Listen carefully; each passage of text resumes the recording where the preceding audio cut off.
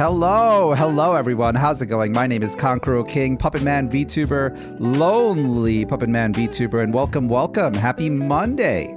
Hello Papa WizKaz. Hello Jack D Games Play VT. Hey Conqueror, just grinding skills in Skyrim. Ooh, I see. I remember when I played Skyrim, I got a little bit of the skills autism. I have to be kept away from games like that. Games where there's infinite progression. Oh no, people redeeming stuff already? Oh God, that hurt. Hello Variable, welcome. Happy Monday one and all. How are you guys doing? Are you enjoying the weather? It is hot outside. It is very hot. And I'm too nervous to open my window, so we are going to be simmering in here. It's gonna smell like the undead in my house in a couple of minutes. But I hope you guys are having a nice, awesome, super awesome day. We are here to do some dual streaming. It's a bit cold for me. It's kind of all over the place. I live in an area where you never know what the weather is going to be like the next day. You can never prepare. It could be rainy, it could be wet, it could be cold, it could be hot, it could be foggy, it could be not. You never know. Exactly. So, because we are dual streaming, I will start off. Hello, Savannah. Morning. Welcome. I'll be starting off with a little bit of a introduction, as if I was a regular YouTuber back when I used to do YouTube. So let me gather my energy a bit. Let's all relax, enjoy the jazz, and close my eyes. Hello everyone, how's it going? My name is Conqueror King, Puppet Man VTuber, lonely Puppet Man VTuber, and today we are going to be showing you a cool new deck idea I found out using Magic the Gathering cards. Cards that no one else uses. Stuff from... Line. What's the line? Stuff from... Thunder Junction, Outlaws of Thunder Junction, the pack that no one remembers. No one wants to play this pack, but there is a card in this pack. Lazav, Familiar Stranger. It is a legendary creature, ShapeShifter, 1/4, and whenever I commit a crime, and by a crime, it means anything that involves targeting an opponent, I can put a 1/1 counter on Lazav, and Lazav can exile a creature in either graveyard and turn into that creature. So have a good one, Savannah. So what are we planning on doing with Lazav? We are planning on combo-womboing with him. There is a really cool combo with Lazav, Terror of the Peaks, a 5/4, 5-mana red dragon. Whenever your opponent casts spells that targets this creature, they cost an additional 3 life to cast. Whenever another creature you control enters, this creature deals damage equal to the creature's power to any target. So we're going to be turning Lazav into the dragon, just like my thumbnail shows on YouTube. And when we have another copy of Lazav, we'll be turning the other one into another card. Calamity, Galloping Inferno, another card from Outlaws of Thunder Junction. It is a horse mount with haste. Whenever it's saddled, it will turn that saddled creature into 2 copies that are attacking. So when all 3 pieces of Exodia, when I get all 3 books for Gravity Falls and I combine them all together, I should technically be looking at a 1 game. So today, we'll be trying to get the combo going, and let's see if we can do it. It's a hard combo. It's going to require 4 cards, 2 copies of Lazav. It's going to require Calamity and Terror to be in my graveyard, and it's going to require me to ping the opponent with some sort of prime spell, a counter spell, a kill spell, whatever kind of spell. And to help us out with that, we have a lot of these good, honest black cards here. Stuff like Deep Cavern Bat to steal a card from my opponent's hand. Stuff like Cut Down, a cheap black mana spell to kill any toughness 5 or lower creature, and Duress to just see what my opponent is packing. Just get rid of any counter spells or removal they might have to kill my Lazav before I get the combo going. Hey, hey, hey, OC, how's it going? Happy Monday. Is it summer for you? Do you have summer vacation? Welcome, welcome. Hope you're doing well. We're playing some card games today. Now, with that being said, let's see what chat has said. Deck needs a roaming throne. I am a little impartial to roaming throne. Hello, Sinistar. Hopping in to wish you well. Yeah, Sinistar, welcome, welcome. Sinistar, I wanted to actually mention something to you. I am planning, maybe next week or the week after, I'm planning on starting this new... Hello. I'm planning on starting this new series where I play old arcade games. So I will ask you if you know of any cool old arcade titles, stuff with a lot of games in it. I was planning on doing some sort of gauntlet with a couple of friends. So that'll be happening either next Saturday or next Sunday. I haven't figured out the time yet. But I will definitely ask you for help in the game recommendation channel of my Discord, because I know you do know a lot of these old school fighting games. Exactly, exactly. So let's get into it, guys. Let's get into it.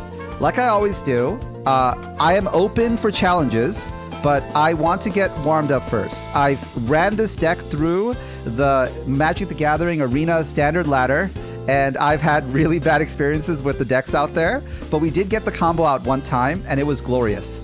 It was perfect. Simply perfect. Down to the last second. It was glorious. And I want to show you guys the combo live on stream, so hopefully we can get that done. As I always say, no sandbagging against me. I know I'm your favorite Puppet Man VTuber, but when you fight me, you guys should bring your best, okay? I know my decks are janky, but I want to play serious. So let's get into it. Let's play a standard. Let's get into it, guys. Let us start. I don't have to limit it to just fighters. Yeah, you can go crazy. You can go wild. Yeah, Papa, if you got Magic the Gathering Arena, anyone in chat, on YouTube and on Twitch. I'm dual streaming today. I've been starting that recently. If you want to challenge me, just let me know. After this game, I will post my gamer tag so you guys can fight me. I'm interested to fight you. Should we stick with two lands? Am I a little greedy? I already have the Calamity in hand to discard using Bitter Triumph, so we should be pretty good. Let's see how this deck goes. It's got Cut Down, which is a very good early game card.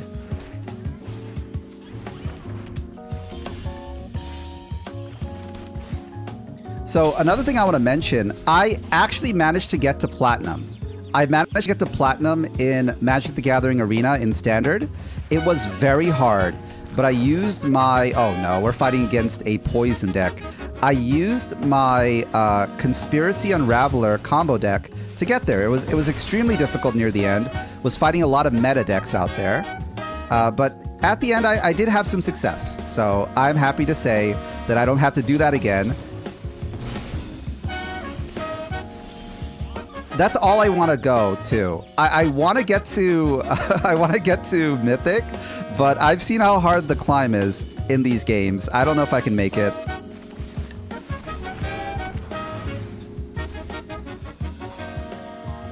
Carrion Cruiser is a great card for this deck because it enables my Cynical Loner, which is a card where if it gets tapped in my second main phase... Oh, get out of here. It's a good thing I have the Bitter Triumph in hand. I hate this card. I hate this card with all my might. All right, let's discard, sack that, get rid of my Calamity. We're going to need it later.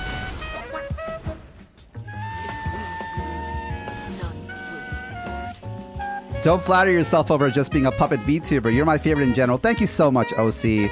OC, you're a real one. You've been around for a while. Thank you for always stopping by. I know it's hard for you at school and all.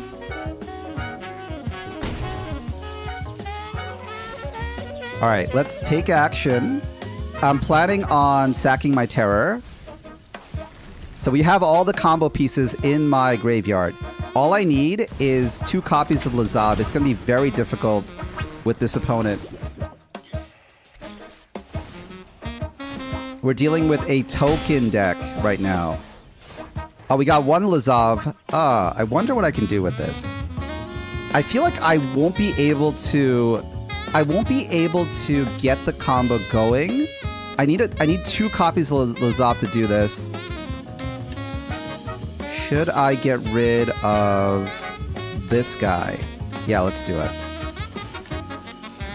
He doesn't have any cards in hand, which is good for me. He's got no card draw. He's just got tokens, and I have a way to block with my carrying cruiser against his 1/1s. So I think for the most part I should be good. Let's wait him out. Now to win this, I just need my second Lazav to come in. Thank you for the hydrate, Sinistar. Let's drink some stuff right now. What's an NVIDIA Shield TV, Sinistar, if you don't mind saying so? What is that? Why does it not say so? I'm not very big on the whole technology thing.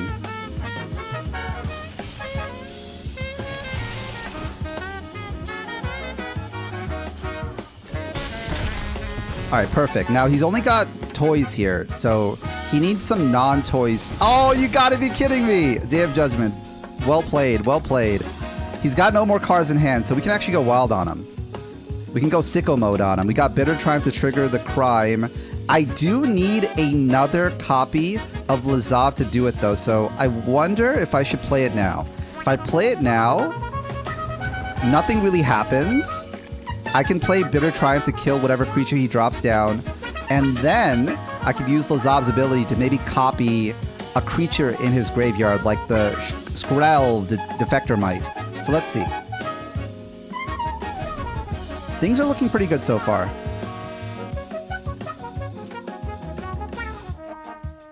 Yeah, let's go, WizKaz. Looking forward to playing with you.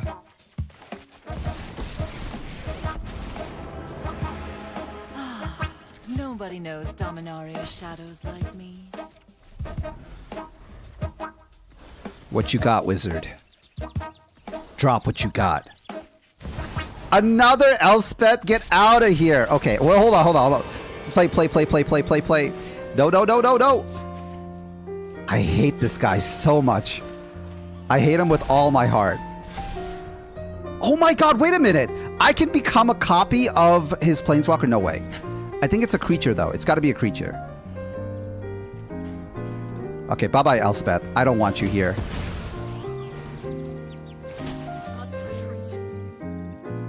School is important, OC. Always remember, you got to study. Go to class. I don't think I'm going to get the combo off, but I'm doing pretty well. As long as this guy has no non-toy tokens, we should be all right. And I can keep exiling his Planeswalkers just in case he can summon them from graveyard. I don't think people can, but I want to be completely 1,000,000% safe here. He might scoop soon. Staring down a Sheoldred and a Lazav, that's not something people want to see. Oh, hold on a minute. Wait a second. Oh, baby. Okay. I just need a crime. I just need one crime. If I can get one crime going, I have the combo. You guys will see the combo right now. Thopters you control have haste. Whenever you play a land from exile, create a 1/1 colorless Thopter artifact creature with flying. Let's attack with the Sheoldred and see what he does. And yeah, we'll keep the Lazav around for blocking. I just need something. A cut down. Something that targets him. A land that pings people. That was a really bad play from the opponent. Oh, we got it. We got it. Oh my god, we got it, guys. We got it. Okay, watch this. Watch this. Okay? I hope I don't mess this up. You're about to witness the greatest play. The most amazing play in Magic the Gathering. I can't believe I got it game 1. Is this deck actually viable? I never realized. It's actually a viable deck. Okay, so Lazav, I go to my graveyard. I get Terror of the Peaks. He becomes Terror of the Peaks. And then I play Lazav number 2. Terror of the Peaks triggers. I target the opponent. Triggers a crime. I go to my graveyard. I get the Calamity. Take action. Use the Calamity. Tap the terror. Attack with the calamity, attack with the Shieldred. And that is whoa. That's a lot of damage. That's a lot of damage. That's 20 damage right there, guys. Not even including the attacking. I can't believe we did it first game. What the heck? Did I actually make a viable combo deck?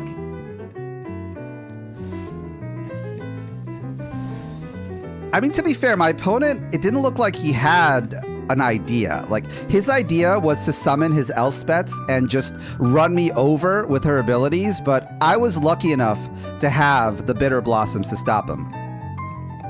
Yeah, no worries, no worries. Let's keep it going. Let's go for round 2. I am pumped. I am excited. Not as excited as the upcoming Magic the Gathering Final Fantasy set. That's going to come around June 13. I am really excited to play that. I might drop money for it. I heard today that it's actually going to come out on Arena. Normally, I don't buy physical Magic cards anymore. I have nowhere to store them. But it looks like it's coming to Arena, so I might invest when it does drop. I have a couple of ideas for a few decks using the cards that are there. It looks so cool. I think it's one of their best Universe Beyond sets. They worked really hard on it. Most of the cards that are out for it are very, very cool. It matches the flavor and it matches the power level too. Like Sephiroth, forget about it. Sephiroth is amazing. Now let's see. I can use Deep Cavern and check his hand to see what he has, or I can use Cynical Loner, attack, and then set up the combo early. I have a cut down, so if he tries to kill Cynical Loner, I think I'll be able to stop this.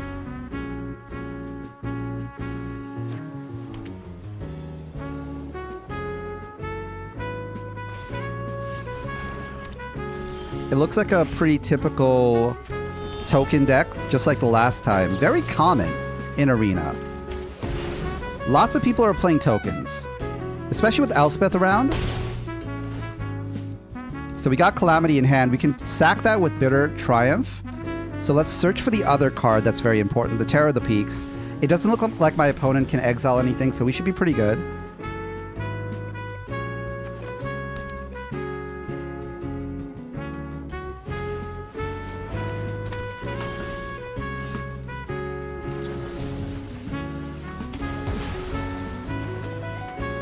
The cool thing about Cynical Loner is that I can keep thinning out my deck with her second ability. So I can look for the Lazav a lot earlier. I'll just sack copies of her. I don't need her anymore. She's already done her business. I don't think my opponent knows what's coming up. Still looks like a lot of Bitter Triumphs, a lot of reluctant role models. I think I know what he's trying to do here. We're getting our land drop, so we're in a pretty comfortable point right now. Let's just keep killing his boss cards. Reluctant Role Model is a Dead by Daylight reference, a game that I am excited to play in a few weeks. There is a new expansion coming out with FNAF characters. Springtrap from FNAF. I got a VTuber friend of mine that wants to play with me, so I'm gonna go back into it.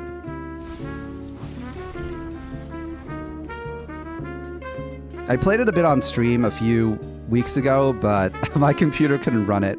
Anything involving Unreal Engine games, streaming them are very difficult. It's why I didn't even bother with the new Oblivion remastered game that's coming out. I don't think I can run that.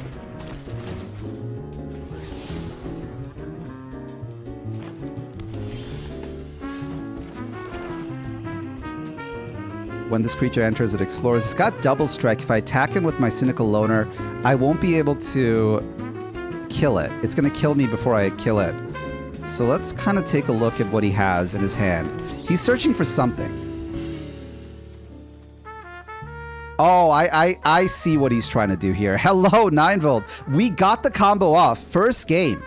We got the combo in the thumbnail off first game. We did 25 damage to the opponent. But welcome, 9-Volt. How are you doing? This is tough. It's going for some sort of combo ability. I wonder what I should get rid of. I really don't want anything here. I don't have much to get rid of enchantments, so I guess doubling season is a good idea. He's ramping pretty well too. I got deadly cover up in hand, so I just have to wait to see what he plays and get rid of that. Yeah, it's really good.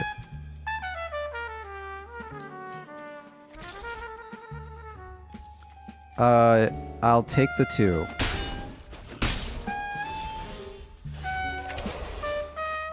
Should I play the Shieldred, or should I use Deadly Cover Up right now? If I play the Shieldred, I kind of want to keep the Shieldred in hand. All right, let's wait a bit. He's got reach, so I can't attack him with my Deep Cavern Bat. Let's wait a bit to see if he drops some more valuable creatures down. The Railway Brawler is a very powerful combo piece. It adds X +1/+1 counters on any creature you summon after the fact.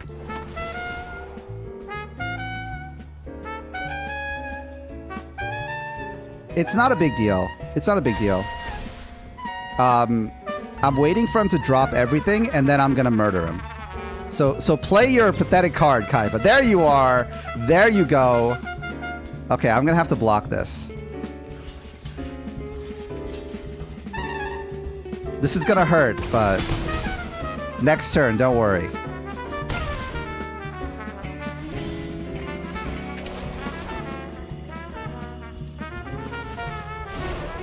Alright, bye-bye. Let's get rid of that, and this, and let's get rid of those railway brawlers. It looks like that's how he gets the combo set up. Yeah, I don't want that anywhere in his proximity.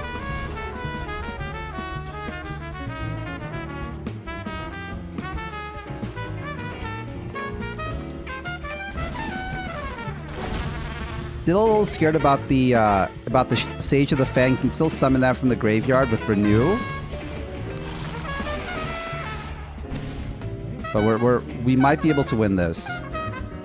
He goes for a combo deck, so he doesn't have that much removal. Yeah, that's perfect. I think we won this.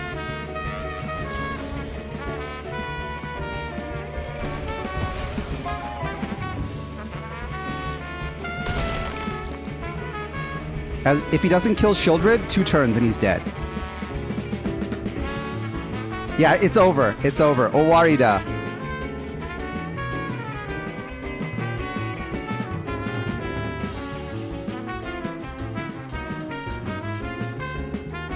He knows it's over.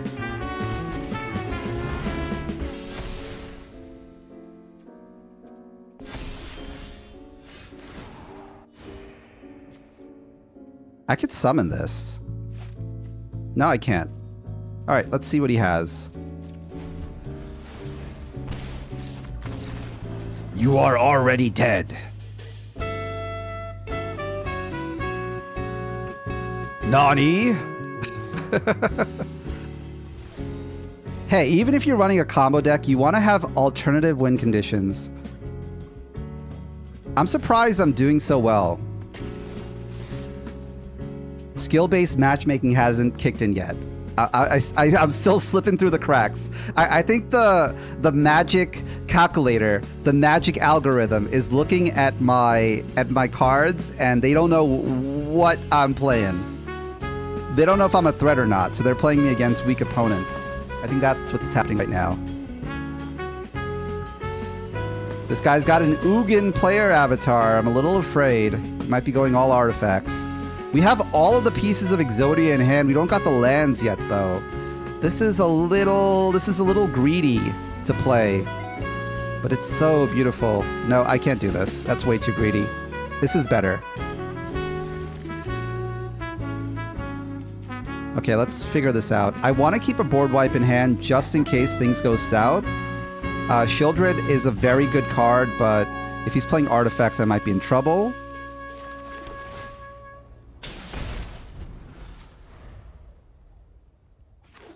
Hello, German Mora. Welcome, welcome. How are you doing? Happy Monday. we do have the combo in hand, but we don't have the lands for it.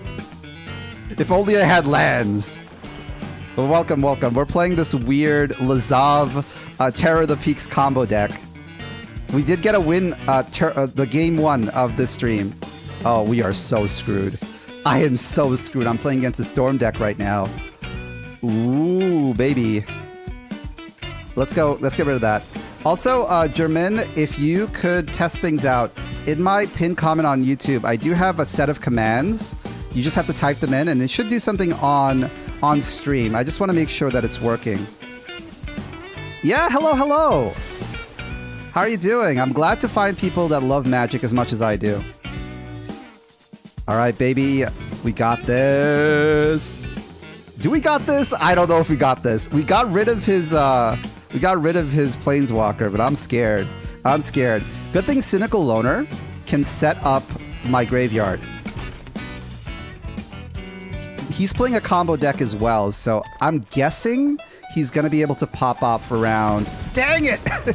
He's going to be able to pop up around turn 4 or 5. That's when he's going to kill me. I can see the cards in his hand. He's going to do some sort of storm shenanigans. Is it working? Ah, it's not. That's weird. Okay. All right. Let me just do one thing here. Un momento.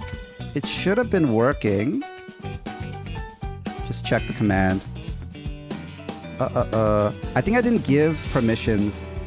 But yeah, I will fix that at the break. Unfortunately, it didn't work this time. Sorry about that. I'll delete the comments just so I don't want to mislead people. I'll have to work on that next time. And also, hello! Maid Pache, welcome, welcome. A fellow Magic the Gathering VTuber. I do like your videos. Keep working with the Bone Dinosaur. The Bone Saur. Can we get our combo off? Oh, everything in his hand hurts. Everything he's got hurts me. Well, Volt Wave. That's the only solution I can think here.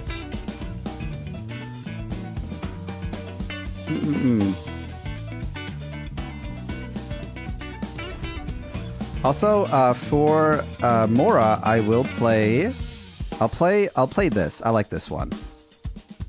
It doesn't look like it's worked on YouTube, but here you go. This one's on the house.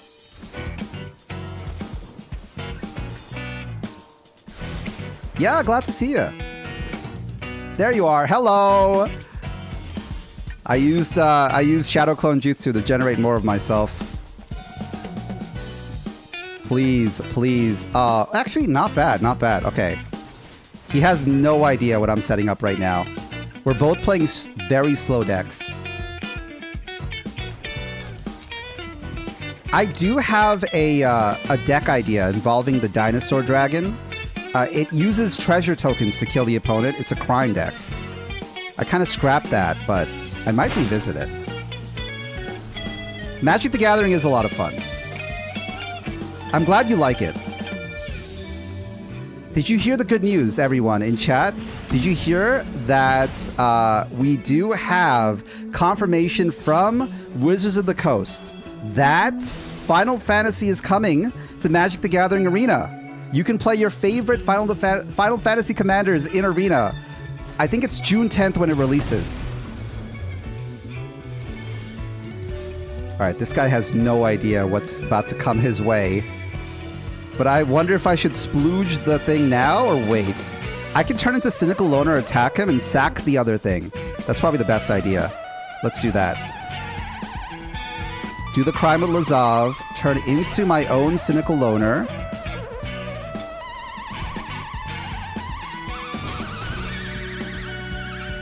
Attack him.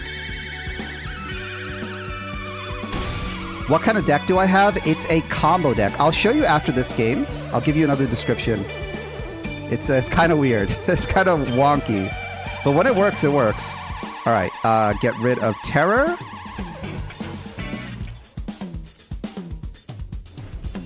So Lazav is this legendary shapeshifter from Thunder Junction.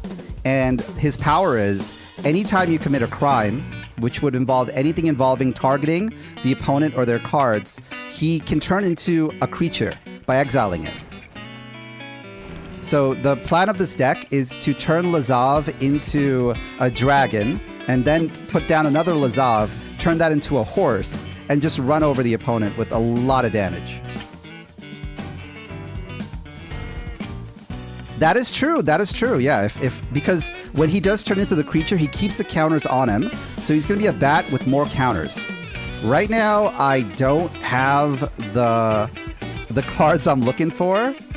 I'm looking for a particular set of cards. I wish I had some more card draw in this deck, but I'm doing pretty well right now. It looks like my opponent is waiting to just storm all over me. So I got a few turns before I can react. And worst case scenario, if he does kill my Lazav with something, I can just nuke the board with Deadly Cover-Up. And maybe get rid of his Planeswalker. I feel like he's not going to play any creatures. I feel like this guy has no creature cards in hand. Oh, he doesn't. He doesn't. I'm so screwed.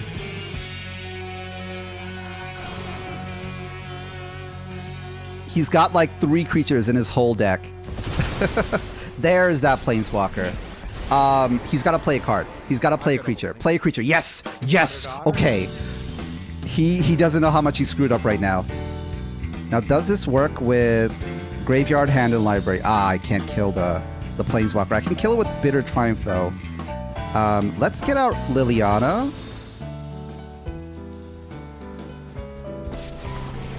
Liliana is a great Planeswalker to use in crime decks because all of our abilities is a crime. So I can target him, get rid of his creature, and then Lazav becomes another creature. Nothing from his side. I could get rid of his other... I could get rid of his other Rawl, but I want to turn into something good. So let's turn into Deep Cavern Bat.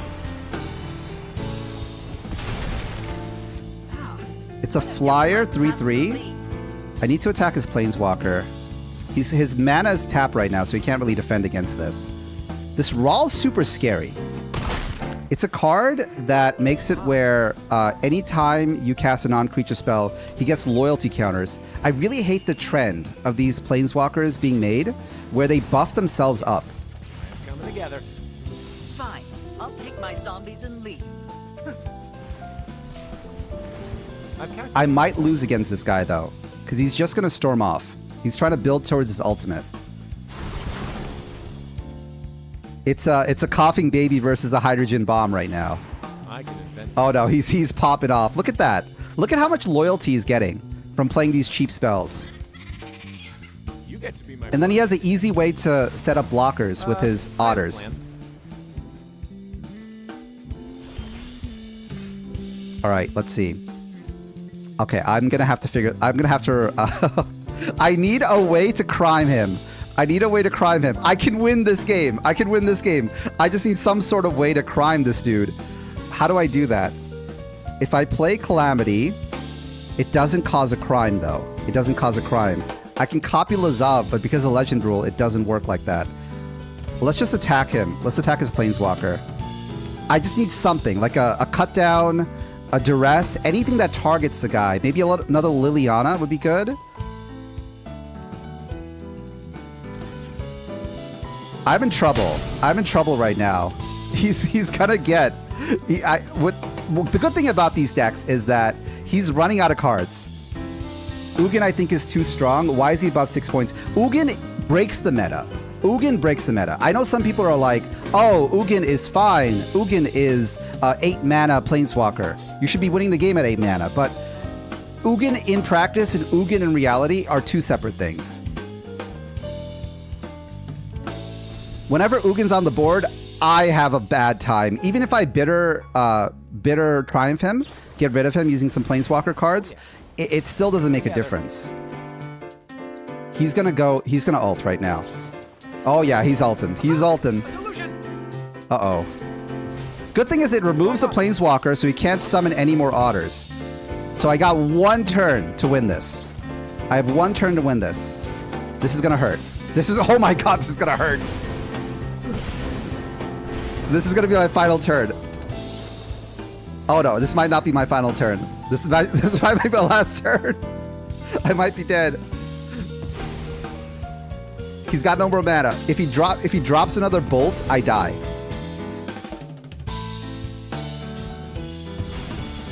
My man is searching his entire deck right now for something. He's got 4 mana for it.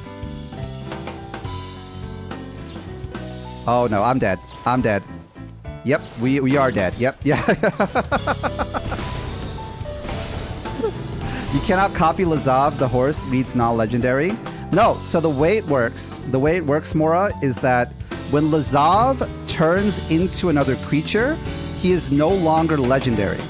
He basically becomes the new creature. So when he turns into Terror of the Peaks, which is a non-legendary creature, he doesn't fall under the legendary rule.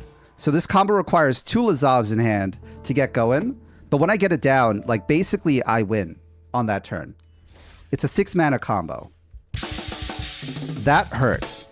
So far 2-1. 2-1. Oh, hey, WizKaz.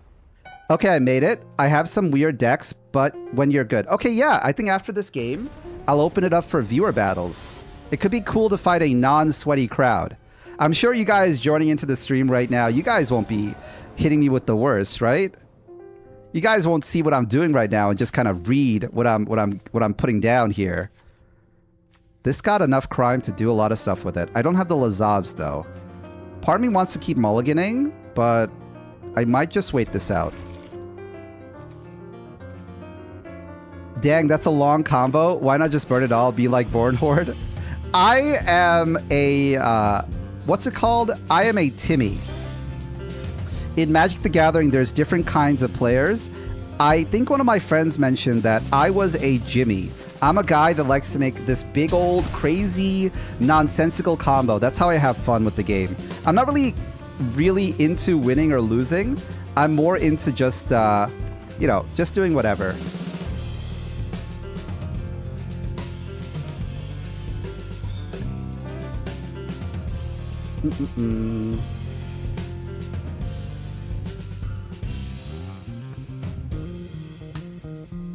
I'm not like that. I'll close the stream whenever you play. Yeah, no worries. Also, let me while we wait here, let me just get rid of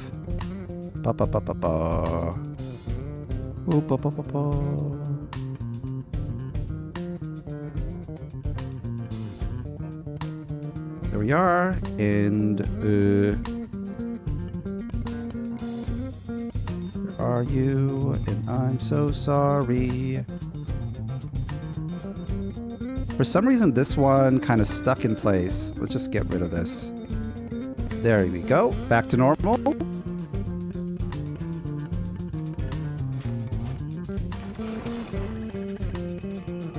Okay, we got a pretty powerful hand here. Should I wait and see what he has?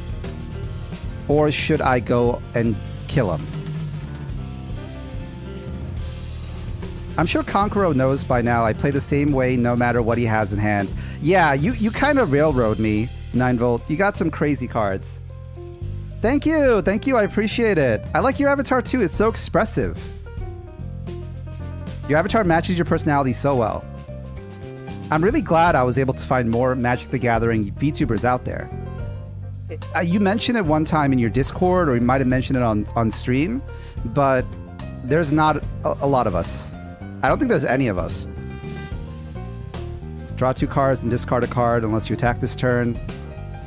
Is it worth spell piercing this? It does make him waste a card. I think this is fine. There's a reason he played it. Okay. I'm a little curious. What do you have in hand, sir? Oh, you have a lot of crazy stuff here. What am I playing against? What is the only card that I care about?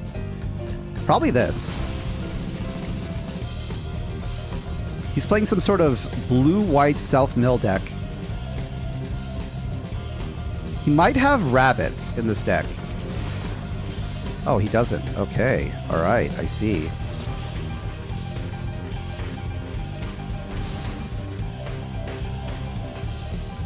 Oh, he's playing a Spellslinger blue-white deck. He's just going to be packing his graveyard with a whole bunch of spells and just going wild on me. Yeah, he's using Haughty Jin. He probably has a couple more cards that get buffed up from the number of spells. Tolarian Serpent, he's got a couple of those in there as well. Anything with an affinity for instants or sorceries, he's got them.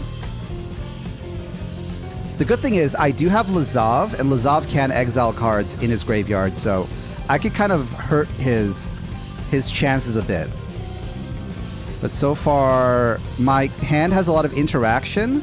It doesn't have much in terms of combo potential. I gotta wait.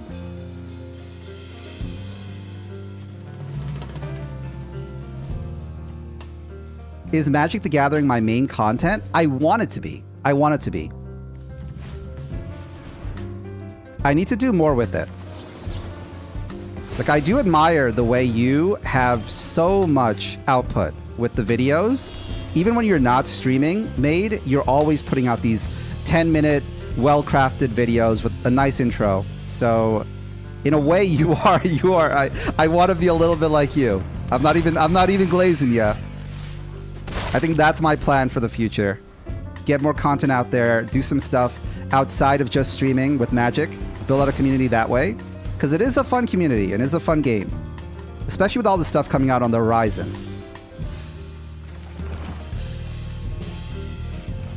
Let's see here. Exiled, non-land permanent for as long as this card remains exiled. His opponent may play it. 2 more to cast. Okay, I can't play it right now. Or I can. Can I? Oh, I need to pay 6 for this. Okay. I don't have the mana. Let's just keep attacking him. We got so much interaction in hand.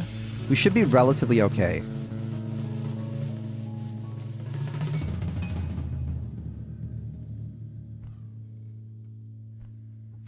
I'm gonna get cooked, not gonna lie. I don't think you are, WizKaz. I thought I'd cook 9-Volt, but 9-Volt is surprisingly good in literally every game they play. If I played Tribes 2 against 9-Volt, 9-Volt would cook me. If I played Quake 2, he'd start railroading me all over the place. Shooting grenades out of his wazoo.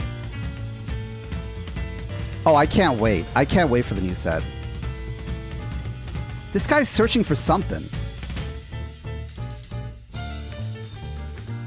I wonder what he's searching for. I'm scared to even put down creatures on the board right now because he's got a board wipe in hand, and I can't counter it. If he's gonna wait for me to do stuff, I'm gonna wait. I'm just gonna wait. If he wants to play this game, I will play this game. Buddy, you don't know how patient I am. I'll gain all the life in the world. If you're gonna just let me just gain cards in hand, you're gonna pack your deck with your graveyard with random instants and spells, go right ahead. Make my day.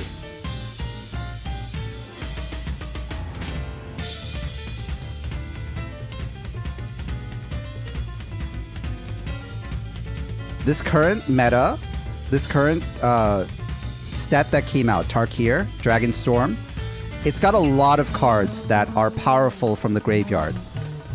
I would recommend, if you're running white or if you're running black, to pack a couple of cards that destroy the opponent's grave. It'll be very good. Yeah, we're both using Harden. I know what he's doing. He knows what I'm doing.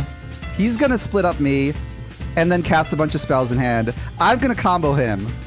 So, whoever goes first, goes first. Can he stop Liliana, though? What does he have for Liliana? A fight? And you think you can win? Should I start attacking his hand? It doesn't really do much because he wants to discard the cards anyway. Let's try it.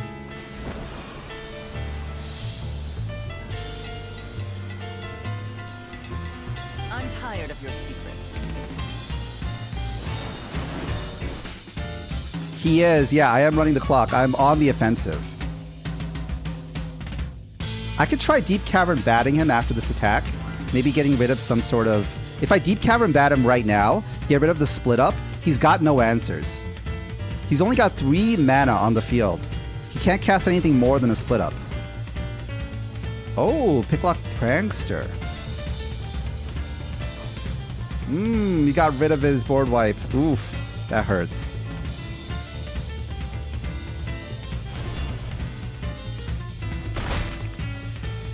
All right. Let's get rid of that board wipe.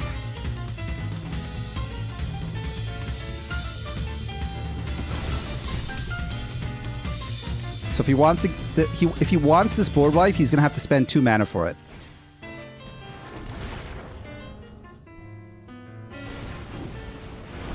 This is an interesting game, isn't it? We got 2 people that are playing similar combo decks right now.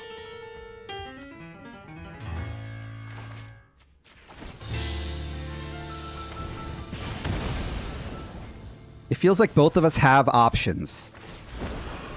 He wants to keep bringing back his genie and hitting me for 1 billion damage, and I just want to control the board until I can get my combo off. I feel like I definitely need more card draw in this deck, though. That's one thing I'm lacking. I just don't know what kind of cards can do that. Maybe I need, let's see what card he had. Chart a Course, that could be a good idea, because I'll be attacking face with bats anyway. Maybe a few of these could help me out. This is a Mexican standoff right now. I have more life, but he can win in 1 turn if he wants to. Combo decks live and die by draw. That's true, that's true. I'm undecided between Phyrexian Arena, which is ping myself for 1 damage and draw a card, or I could use that card right there that he used against me, Chart a Course. Opt is also another good one. Opt does scry, and it puts in the graveyard. The problem is, Opt is one of those cards that are really good early, but really bad late. You don't want to draw. You don't want to top deck an Opt. With this card, Chart a Course, it's a lot better because it gives you 2 cards and lets you control your hand a bit. Oh, Kiora! Kiora is good. Look at the top 3 cards of your library. This man is cooking. What is he cooking? What is this man cooking? For my YouTube chatters, I know you want to use some more of the redeems.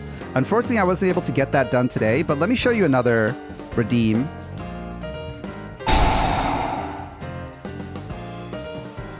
Whoa, hey! Ooh! Oh, what's happening, guys?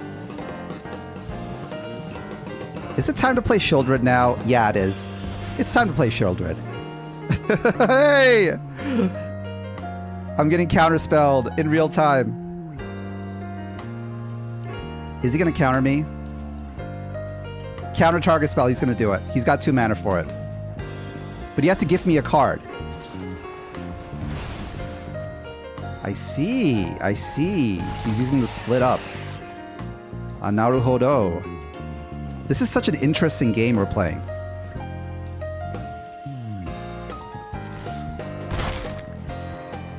The name of the game right now is card draw. It's all about card draw.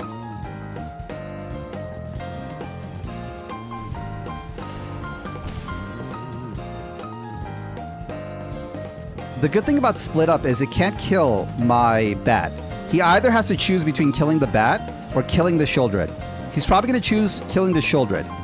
So the way split up works is you have to choose whether to kill all tapped creatures or untapped creatures. So it's a good board wipe, but not in all cases.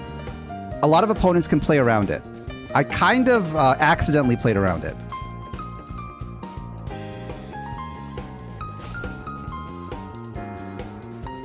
And he's going to keep bringing back this goddamn genie. I need to get rid of this genie. He's got 2 recommissions in hand. He's going to try to revive the genie. But he knows if he revives the genie, I just instantly kill it. So that's where the difficulty is for him. I got a ways to remove his stuff. And thanks to him exiling my bat, let's go and remove another card. What card am I afraid of? I'm not afraid of recommission. All that's going to do is bring back his genie.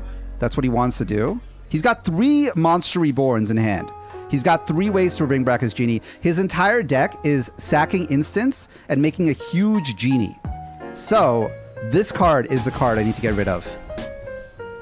In terms of threat assessment, that's the card. And let's see. I kind of want to pump Liliana just so I can have her alive after I sack it to kill the genie. So let's get rid of Cut Down. I'm not going to need it for this game. He probably only has one card that's a creature card in his deck. That genie. That's why he's so keen on protecting it. I could probably put down the Cynical Loner as well. I'm afraid of all cards. Well, I know exactly what he's packing, right? I already know he got rid of his Day of Judgment. There you go. See? See, what did I tell you? What did I tell you? He brought back the genie. He's bringing back 2 genies. Okay. Paddock. Not quite. Not quite. Good thing we carry... See, this is what I'm talking about. This is why we kept the cards in hand. He's going to scoop after this. I am predicting a scoop right now. Both genies are dead. I don't want to drop the Shieldred yet. You don't want to show him all of your cards. You want him to waste some stuff. Let's sack the Terror. Yeah, let's see what he has. How many times is he going to bring back this genie? Cynical Loner, me. It's a very underrated card in the new Duskmourn expansion. It's very underrated. It works really well with vehicles because of the survival phase.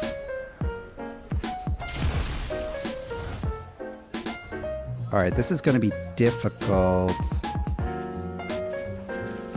I can block his flyer with my bats, but I have so much life.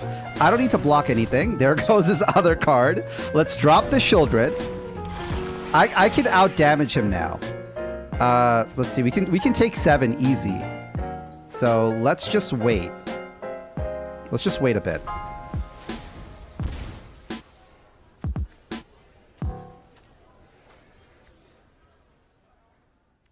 He's going to Manifest Dread every upkeep.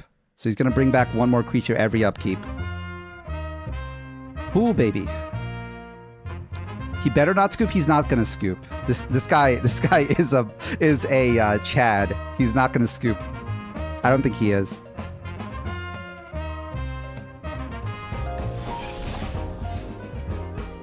Oh, hello!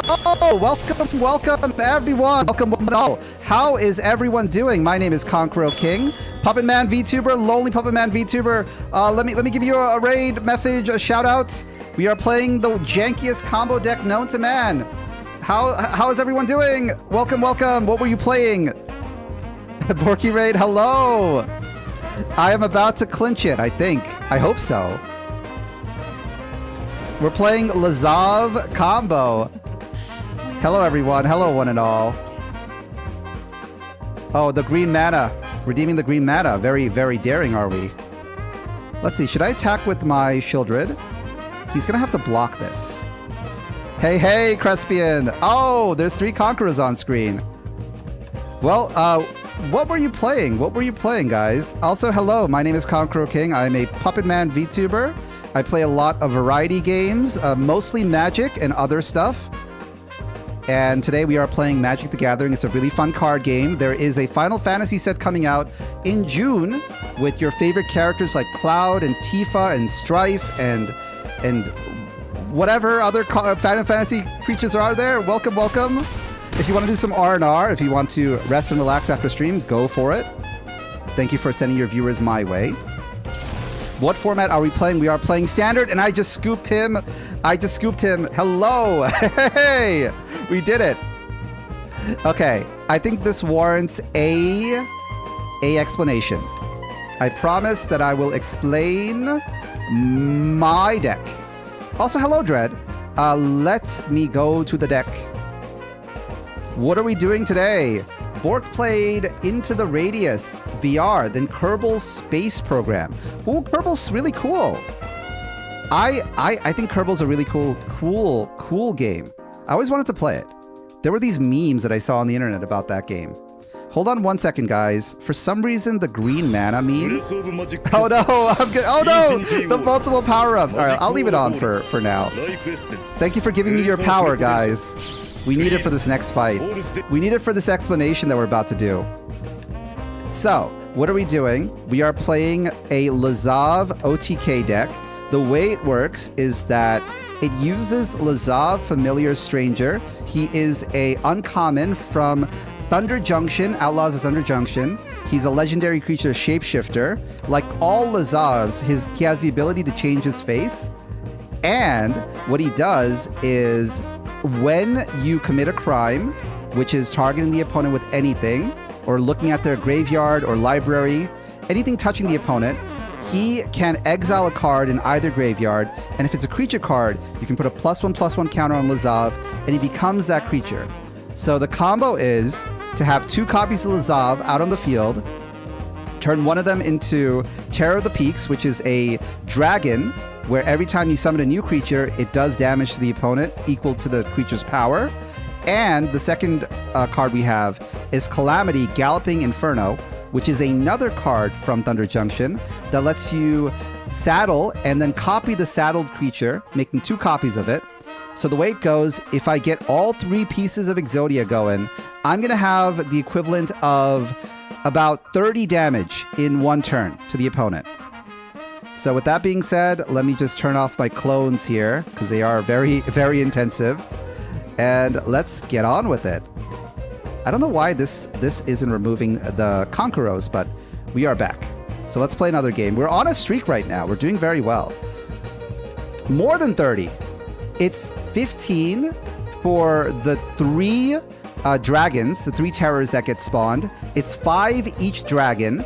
And then you can attack with the dragons because they have haste, along with the galloping. So it's more than 30. So you're telling me I can make an Outlaws of Thunder Junction OTK set constructed deck? Yeah, it's a really fun expansion. Also, thank you for the accessorize. Thank you for the eye patch. It's kind of covering my mouth though. It's a little in the way, but thank you. I appreciate it. Thank you for the hydrate as well. Hello, Holden. Now, before I go to the next game, does anyone want to fight me? I know WizKaz mentioned that he wants to fight me. Let me go and put my... Thank you for the follow. Let me go and put my gamer tag in the chat. So if anyone wants to fight me right now, they can go ahead. Test your mettle against me and my janky deck. I will pin this. We're all here to have fun today. Enjoy some jazz. There we go. Let me see if my new deck can do anything. It probably will do pretty good against this deck. This deck I scrounged up together. It doesn't have all of the pieces yet. I need more copies of Terror, but it's a mythic card, so it's what you can do, right? Oh, there we go. I remember trading my Lazav Dimir Mastermind for a Progenitus back in the day. Worth it. All of the Lazavs are really cool creatures, but they're never good. They're never good. I feel like this is the best of the 3. There's 2 legal ones. There's one in Markov Manor, which is a card where every time you sacrifice a clue, you can copy a creature in a graveyard and have him become the creature. The one from Markov is good because you can store your clones. You can store him copying stuff, and you can turn into several creatures in one go if you can sacrifice a bunch of clues in 1 turn. But I like this one because... let's end the game here. Looks like we have a challenge from somebody. I like this one because he's got 4 toughness, which is really powerful. He's only 3 mana, and he has a little bit of anti-graveyard hate, which is very good for this Tarkir expansion. Conqueror, I'm normally playing jazz or blues too. Ah, yeah, you do play that, or you play Skyrim music. I do like your music choice. It looks like we got 2 challengers coming to dethrone the Puppet Man. We got Cinnamon Roll and WizKaz. I know WizKaz mentioned he wanted to fight me first, so let's get on with it. Let's play. Let's go, WizKaz. WizKaz, get in here. WizKaz, no quitting. Come on. Ooh, we got a lobby. I kind of wish this game had some sort of lobby system. If you've ever played a fighting game, in those games you have a lobby where multiple people can join in and you can kind of queue up against each other or play matches against each other while you wait for the main guy to fight. I don't know why Magic doesn't implement this. What deck I play depends on how nice I am. I don't know if I can win against your decks, 9volt, because your deck did get you to platinum.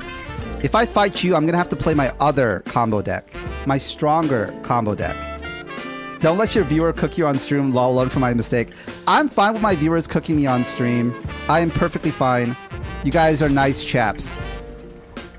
I gotta build up my ult, okay? The more punishment I take, the stronger I get. Now, do I have the pieces of Exodia here? The problem with decks like these is if you saw me play them, you already know what the threats are. You already know what the pieces are that I need to get this going. So it does give you an unfair advantage. This deck is good for fighting in standard ladders. It's like one of those heir apparent decks that you see in the ladder all the time. Okay. Let's set this baby up.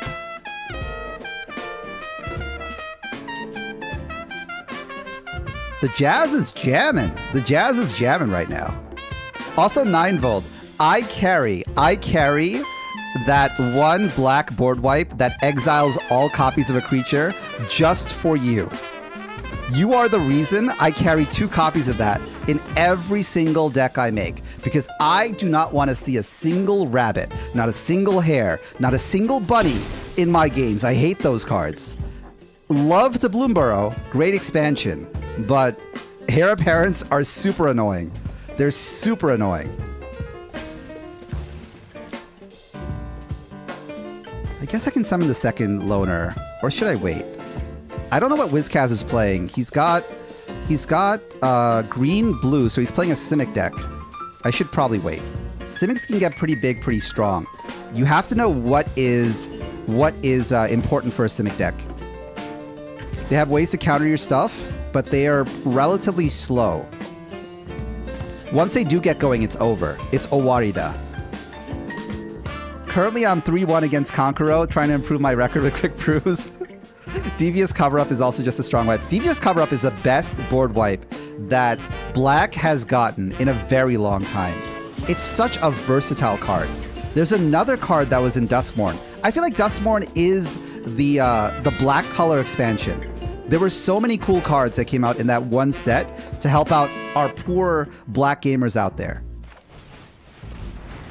Because you have Devious Cover-Up, and you also have The End, which is a card that lets you exile something from the graveyard. Choose one vehicle or creature to return to hand. Deep Cavern Bat, why not? We do have all the pieces of Exodia. Do I need to sack anything else? Probably. It's probably a good idea to sack something.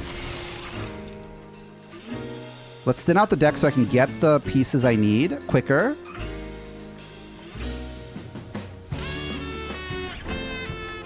That is true. And funny thing, I tried my hardest to make Meat Hook 2 work. It's funny you mentioned Meat Hook 1, Variable Goo, very powerful enchantment card in one of the older expansions in Innistrad. Meat Hook 2, which came out in Duskmourn, is another version of it, kind of a throwback to horror movies where they have a sequel that's not as good as the original. I tried to make a Meat Hook 2 deck work, but it costs like 8 mana to get the combo off. I want to brew something with that. I think I have enough cards right now to get that going, so you might see something like that in the future. Wizkaz is playing a control deck. What do you got in hand, Wizkaz? What are you ramping up to? Ah! Oh, look, it's a split up. Remember when I talked about split ups, guys? Remember the split up? That's very cute, Wizkaz.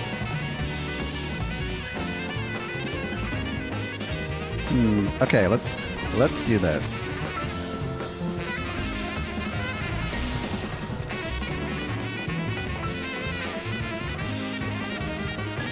I'm on a timer right now.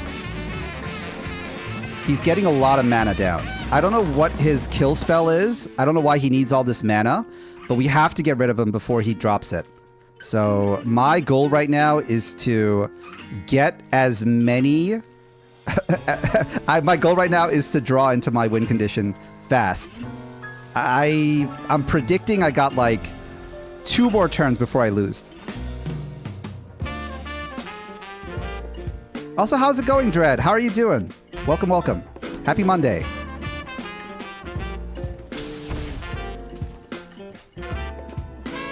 So for Sandy says, I picked up a few Duskmourn cards for my Satoru Umezawa deck. It's spooky themed. Silent Hallkeeper is one of my favorites from the set. I love Duskmourn. I have not loved an expansion as much as I love Duskmourn. The whole theme of it, the fact that all of these different planeswalkers and famous magic people are trapped in a house. If you read on the lore of Duskmourn, it was made by an actual IRL horror author. She goes under a different pen name, but she wrote a lot of the lore and she crafted a lot of the worlds for the expansion that came out. They commissioned her to do it. I don't know what her name is, but she did a really good job. It's equal parts creepy. It's got references to modern life and the magic world. It all kind of blends together. I just kind of wish it had more time to grow out. One of my biggest complaints about Magic is that the worlds are they're releasing way too many packs. That's my biggest complaint. I kind of want them to wait a bit.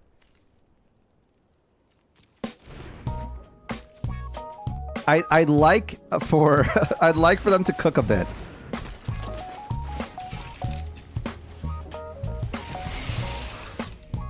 But yeah, Duskmourn cards are amazing.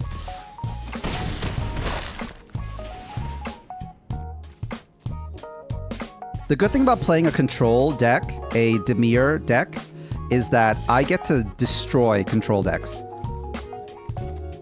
Other control decks that rely on ramping up to something, especially green decks, I can just murder. As you're seeing right now with Wizkaz.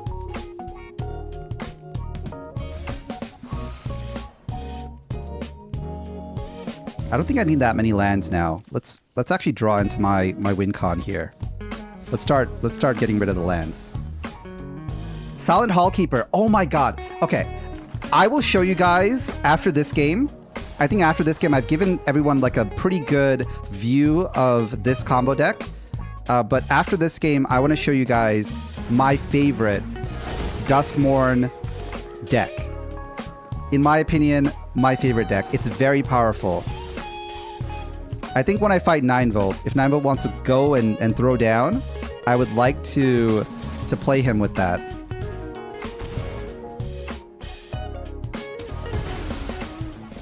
Return to Ravnica! Planes and Stories. I love the lore of Magic. God, it's one of the things I wish they did more of. A lot of people don't know because we're getting so many Universe Beyond sets, but the Magic lore is really good. Okay. Good game, Wizkaz. Good game. I don't know what you wanted to bring out there. What was your win con for your deck? Also, 9-Volt, if you want to queue up next, go right ahead. I think I'm going to play something stronger against you. We're not going to play our combo deck. I started with Innistrad. Innistrad is what got me into Magic 10-something years ago, and Duskmourn is what brought me back. But I love Ravnica. I love the Eldrazi. I thought Eldrazi was so cool. The whole lore of the Eldrazi. The fact that they talked about how when the Eldrazi attacked Ravnica, or when they attacked the planes, they're entities in the world. Ulamog and the other two that are out there, they're unbelievably strong. They require all of the planeswalkers together can't stop them when they came out, right? But if you think about it, the thing the lore implies is that the Eldrazi are not actually material. The true power of the Eldrazi is so strong, they are so multiversal, that them invading Zendikar is like if you put your finger in a puddle.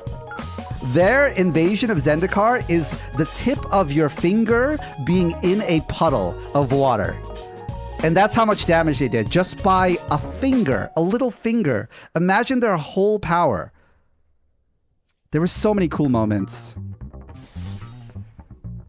That's when Magic was the most hype. All right, let's see. What should I bring up against 9-Volt? Let's play with the Rooms deck. Let's play with Rooms. For people who don't know, 9-Volt loves to play aggro. He is a very strong proponent of Bloomburrow, which is an expansion I don't really invest in. Not because I don't like it. It's because I am not a aggro player. I'm more of a control player. Yeah, no, everyone's on board. After this one, I will take a 2-minute break to just go to the restroom. And once I'm back, we are going to be fighting viewers for the rest of the night. Anyone wants to throw down, come right in. Multiversal isn't quite accurate even. Yeah, they're incomprehensible.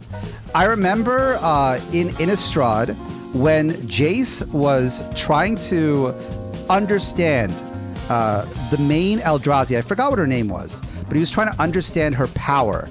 He tried using his mind reading abilities, his mind shaping abilities to peer into her mind, and he got messed up.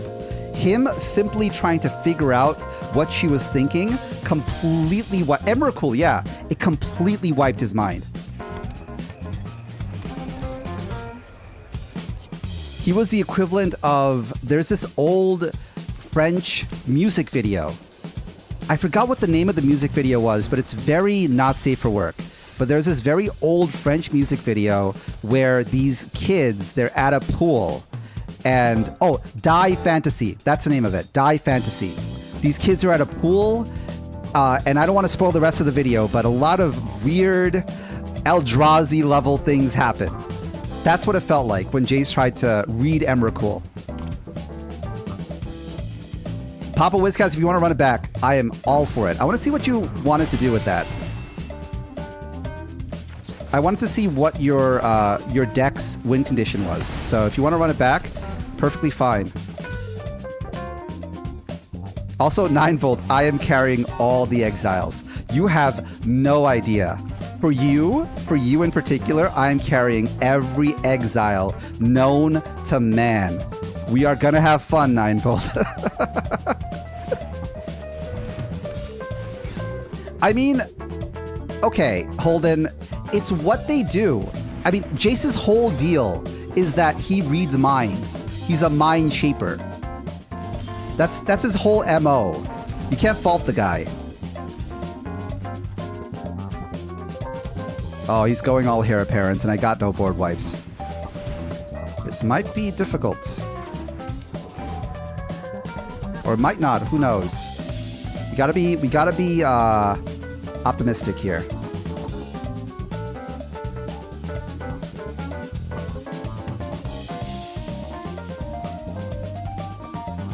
He's one of the criticisms of modern Magic.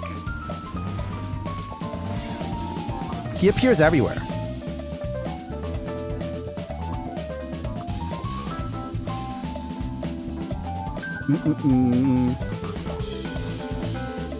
Am I going to be able to Destiny draw a Wrath of Gods, guys? Or am I cooked? Is my goose cooked, guys? Interesting. I could slow him down. I could slow 9-Volt down a bit. A tad. Yeah. It's not gonna be, it's gonna take a while, but the good thing is every single card in my deck can let me draw cards. So I can hold this off for a little bit before he goes sicko mode on me. Draw, puppet boy, draw. You have no idea, 9-Volt. You have no idea. I've crafted this deck to stop you. To stop your evil. These evil, evil rabbits. Speaking of Duskmourn cards, Curse Windbreaker. I wanted to draw this. Unlucky. I drew a lot of Duskmourn packs. I didn't get this one. This is so cool. I think it's like a Doctor Strange reference. Because I remember in the Marvel movies, his cape can operate by itself. It's sentient.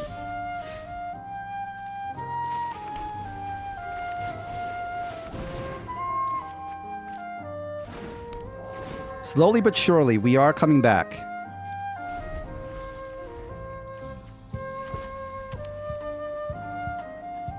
I have more card draw than 9-volt does. That's the one good thing about me.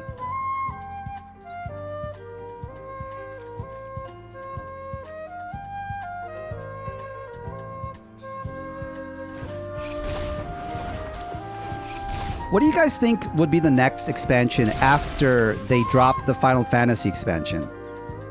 The way Magic's been going, they go with one Universe Beyond set, which is going to be Final Fantasy in June. And then they're going to go with something that is not Universe Beyond. Where do you think they'll go next?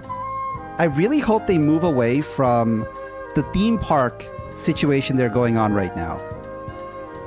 I feel like a lot of what they're doing is managed by committee. It's one of my criticisms of Magic, where they have all of these interesting cards and worlds and planes that have been existing since 1990, but they don't really utilize them that much.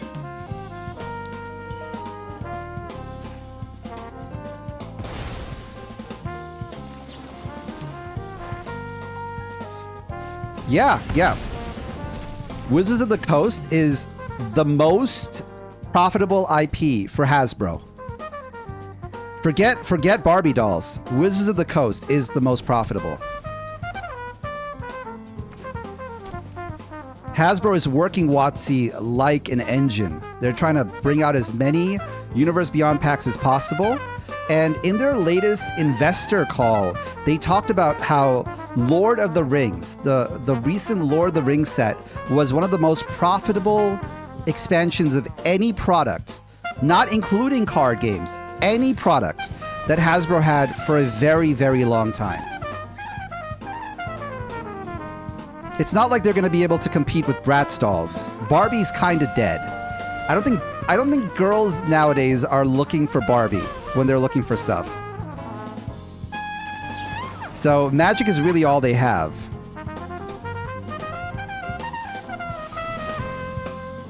It was good, but it had a couple of problematic cards. The One Ring, obviously, right? That's insanely problematic. You had Orcish Bowmasters, which thankfully got banned, or it got turned into a game changer in the recent Commander update. They updated their tier brackets, so we don't have to worry about that anymore. But a very oppressive card. Mirkwood Bats, yeah. There were a lot of cards in the Lord of the Rings, the Lauder set, that were, I don't know. I don't know if I want to deal with that much power creep. I am whittling this guy down to one card. I want them to release something new. We were using a Thunder Junction set a few games ago, but my biggest criticism about Thunder Junction is that they have all of these cards. They have all of these cards for Thunder Junction, and they have no inbuilt lore. If you read on the lore for Thunder Junction, the land that they go to, this plane within planes, it is a place where nothing exists before. All of the planeswalkers that are wearing cowboy hats, all of your favorite Magic people that are now wearing cowboy boots, they didn't exist before. That whole plane was empty. All you saw there were cactuses, cacti, and cactus creatures, nothing else. An absolutely barren desert, which is such a weird thing, right? Imagine an entire universe of cowboys. That's all it is. It's just cowboys, as far as the eye can see. Isn't that so dumb?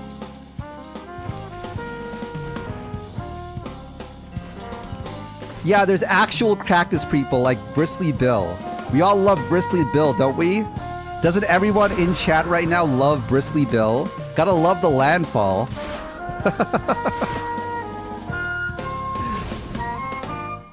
Yeah, it's like they're doing a Turok, right? Has anyone here played the Turok games, the retro games from way back when, made by Acclaim?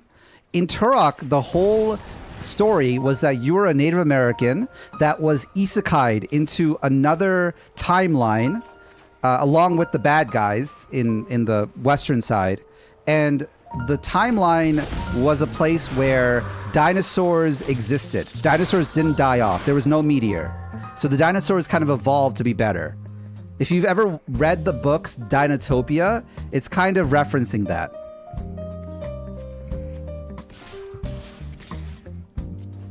I don't know, 9 volt. I think my tokens trump your tokens. I don't know, guys. What do you think? We're really facing off right now. I think my tokens are stronger though.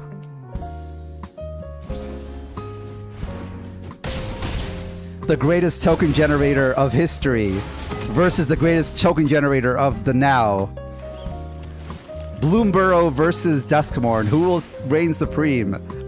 Where's the board wipe? I don't know. He's running out of juice though. Ever so slightly, 9 volt is running out of juice.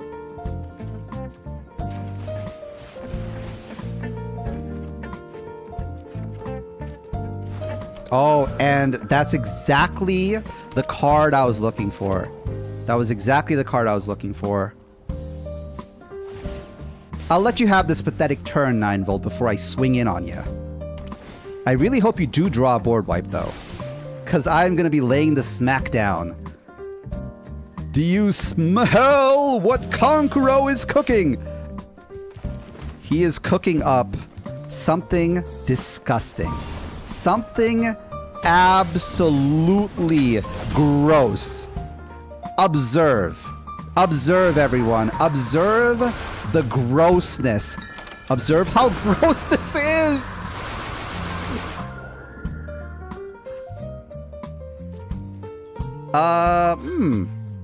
I wonder. Let's see here. Attack for 15. And he scoops. And he scoops.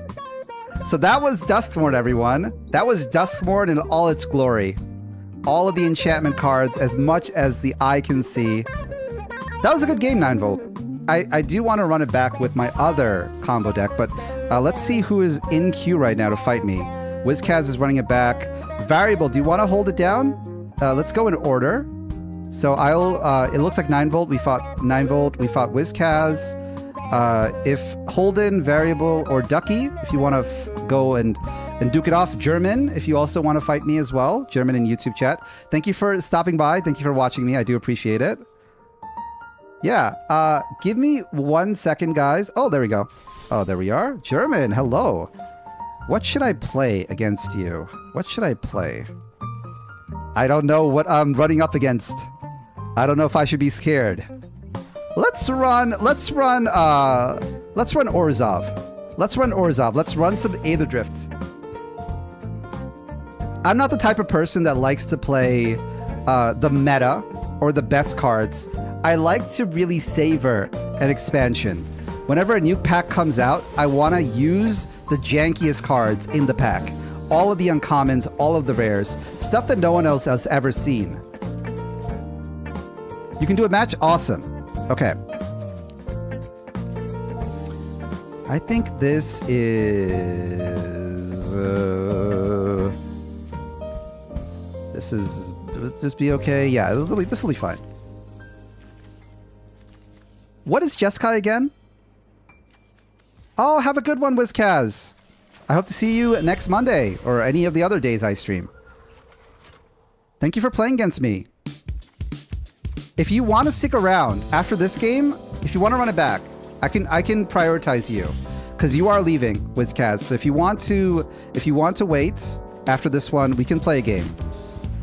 Hey, Ducky! I owe you a deck list. Yeah, I remember you. I remember you kicked my butt with the Mardu stuff. How are you doing? You kicked my butt with the Siege Breaker. It was such a cool card. Ooh, the Ancient One has Descend. Now, is this a card that I need to exile? Yes, I think this is a card I need to exile. It's an 8/8. I think that's worth it.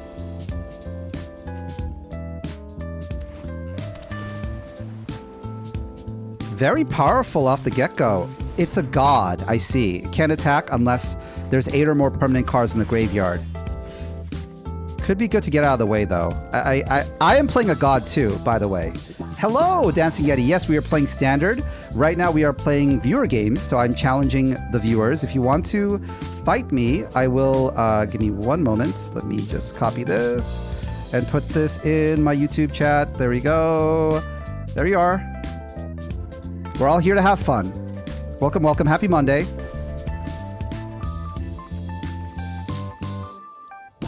Those are a lot of cards. I'm seeing a lot of cards here. Oh, he's running a mill deck. He's running a mill deck.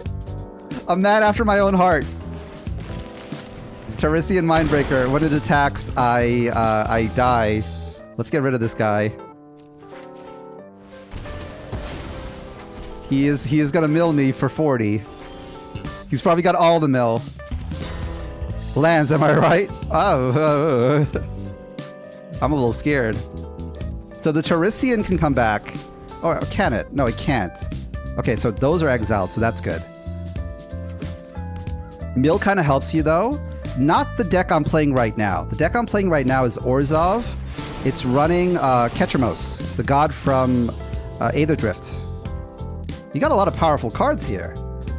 Artifact Creature, Phyrexian Worm, Phyrexian Fleshgorger. It's a good thing this deck is good against big guys.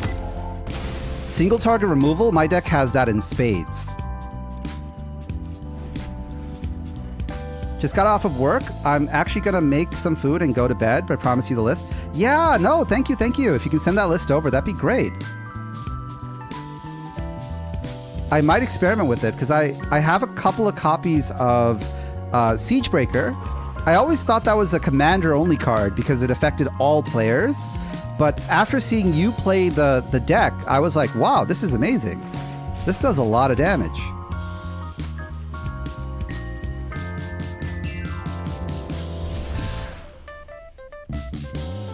But enjoy your dinner.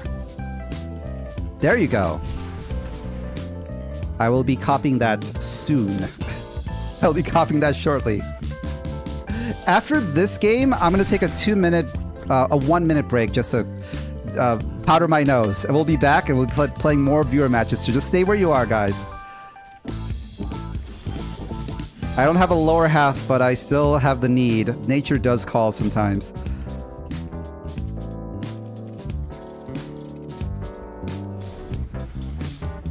It's crazy. You know, I was so surprised. I was talking about this before, Variable. I'm not sure if you were in chat before, but I was so surprised when they announced that they're going to have Final Fantasy in Arena. They didn't have the other Universe Beyond sets in Arena. They didn't get the Spider-Man set that came out. They didn't have the set that had Deadpool in it. So getting Final Fantasy, that's pretty big. That's actually surprising, actually. I didn't expect them to have it.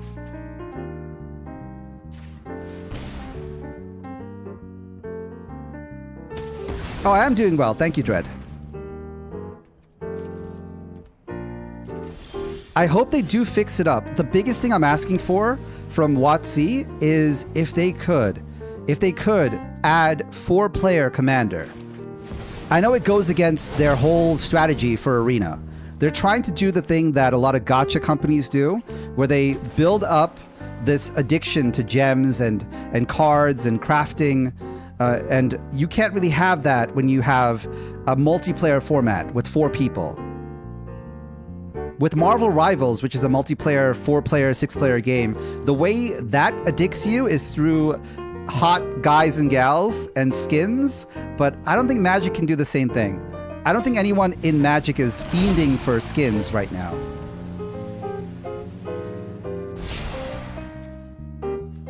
Why won't they die? Oh my, whoa! That came out of nowhere. I tried to hold it off for so long. Nice job. Gosh darn it, wow. Good job, Mora, good job. Okay, guys, as I promised, give me 1 minute. Give me 1 minute. I'll be putting everyone on the BRB. I'll need to powder my nose for 1 minute, but I'll be back. I'll be back. And I will be doing more viewer matches, so if you want to queue up, that'd be very appreciated. I think they are prioritizing just the Temple UB sets like Laudar, as God mentioned. I hope Final Fantasy does pop off, though. I'm not one of those guys that is praying for WotC's downfall because I do like the game. But BRB in 1 minute.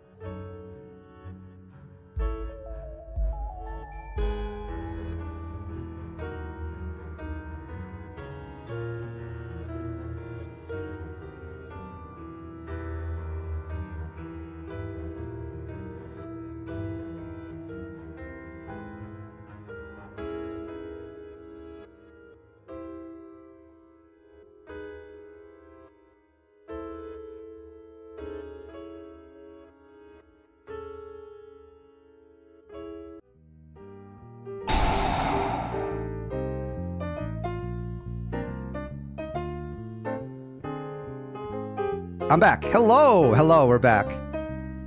How's it going? Did you miss me? 3 minutes, etc.? No, 1 minute. 1 minute. We speedrun this stuff. Let's play a game. Best of 3? Yeah, let's go for it.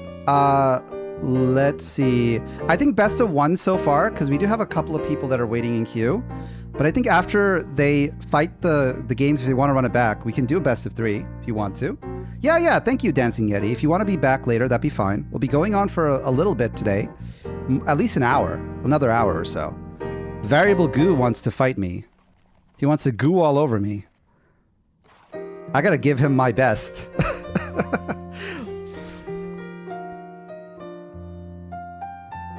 There's a lot of interesting things I can see in the FF set. I have an idea. There is a card. I can't remember it right now, but I've been spamming it everywhere. I spammed it in Mage Shay's Discord. I spammed it in my Discord. I spammed it in the Commander Discord we have with a couple of VTubers. But there is one card from the FF set. It's harking back to this monster that a lot of people in Final Fantasy XI fought, and it took them over 30 hours to beat. A raid boss from FF11. Perfection of Glory, something like that. Something wild like that. And the card is something new to Magic. It's an 8 mana, blue-white, and if you summon it, your player is now immune from all opponents. As long as the creature's on the field, your player cannot be hurt by any opponent's spell. I've never seen a card do that in Magic before, so I'm curious to see what I can do with it. I have an idea for a deck where I summon it, I protect it with as much stuff as possible, and I just make my opponent lose their mind. I reenact the moment from the actual game where the players are fighting against this thing, and it just does not die. So I want to make a deck where my win condition is to literally play the game forever. Just stall out forever. Because while it's out, they technically can't target me or kill me. Yeah, protection from opponents. From all opponents. I haven't seen a card do that before. It might be new to Magic. I've seen protection from spells, but nothing from opponents. If there is a card, let me know. Because I'd love to play it.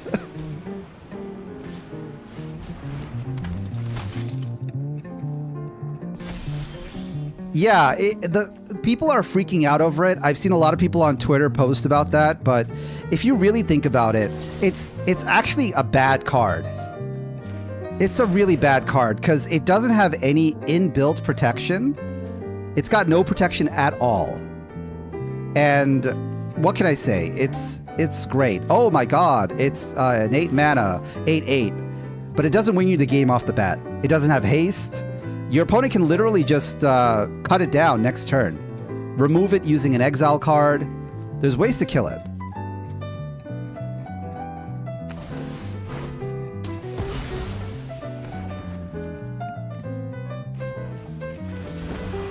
Most decks win through combat damage. It doesn't stop my fifth. Yeah. So even though it will be kind of toxic to get it out there, figuring out a way to win with it. That's going to be the real challenge. That's going to be the thing I need to figure out. Because I'd like to win. I would like to win. It just doesn't have a win con by itself. And for an 8 mana card, that's kind of crazy.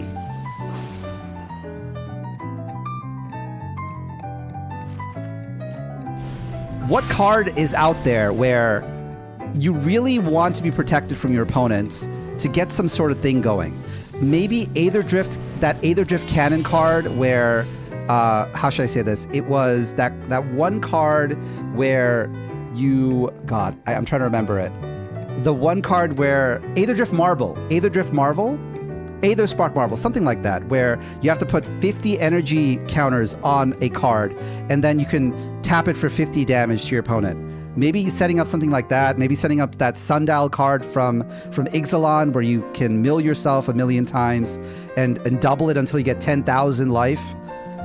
There's ways to do that, but all of it is going to involve stall tactics. Stacks is the only thing I can think of, Sulfur. It does benefit stacks, but for what purpose, I don't know. I wouldn't be able to tell you. It is a good stack piece, though. That's true. I normally don't like playing stacks, but with that card, I feel like it'll be a challenge to get it going. Okay, let's see.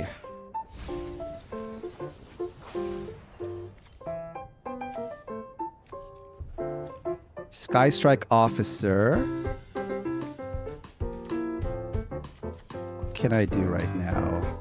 Play this.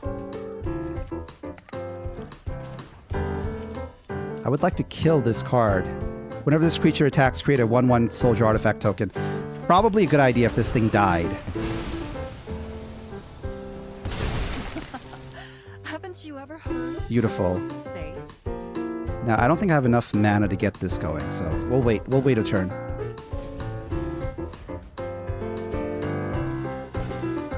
I mean, that's the fun of Magic, isn't it?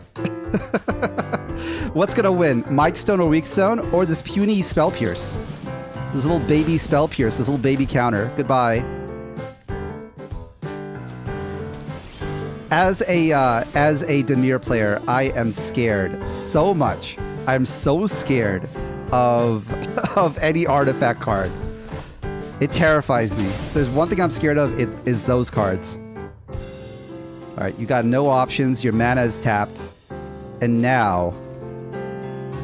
Yeah, I don't know. I got to do some research. I got to go to Scryfall and figure out... So I have this card that makes me immortal, basically. But the card is weak. Now, if I'm immortal, what can I do? How do I make my opponent use stuff that I would be immune to? Like, I don't know. I don't know what I could do there. Will the milling affect me or you? I feel like you're more susceptible to milling than I am. Yeah, there you go. Get rid of the Elspeth, get rid of that exile card. Let's see what we draw from our Invasion of Amonkhet. I got a couple of targets to copy. Oh, baby. Oh, baby. Yes. Of course. Now, what else did I drop? We did drop a couple of things. We can use Reenact the Crime right now to really bring out our board. I'm just praying my op does not have... Oh my god! Yeah, Elspeth? Yeah, I'll take that. I'll take that, Elspeth. Thank you very much. Let me just steal that. Yoink it right there. Don't mind if I do. Oh, Elspeth for me? Yeah, I'll have that.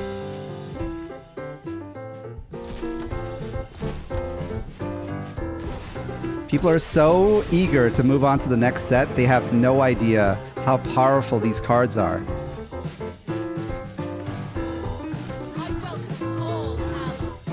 I could drop the Dreadming right now, but I feel like he might have some sort of jiggly board wipe here. Variables decks do have ways to get out of situations.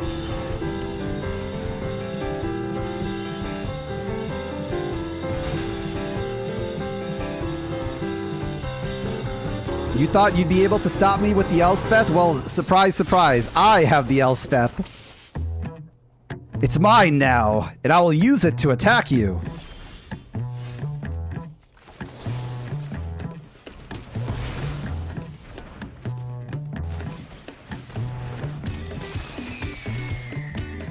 Ooh, the breach. I actually wanted that. I actually wanted that breach. Beautiful. Let's see. Yeah, why not? Right? Let's go crazy. Hey, maybe this Elspeth card isn't that bad, right? Now that I've stolen it. Hey, this Elspeth isn't that bad. I could theoretically steal an Ugin. If I ever played against an opponent with an Ugin card, I could theoretically steal the Ugin from them. Reenact the Crime is such an amazing Markov Manor card. You could steal anything that gets dropped in the graveyard during that turn and use it without paying mana. It applies to any permanent card. It's such a powerful ability. It does cost 3 blue and a colorless though, so only works for hardcore blue decks. You're not going to be able to splash that with many other decks, but for the deck I have right now, which is Dimir, it is doing very well.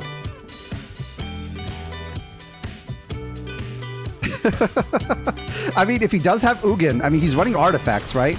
If he technically has Ugin, I could steal the Ugin. I could steal his Ugin right now. If I do declare. Alright, let's see. I could get rid of this. Mana 3 or less. It is 3 or less. Alright, let's see if I can use some of my Monument to Endure stacks. Let's keep the pressure on him, though. It's not over yet. I'm still kind of scared on what he has.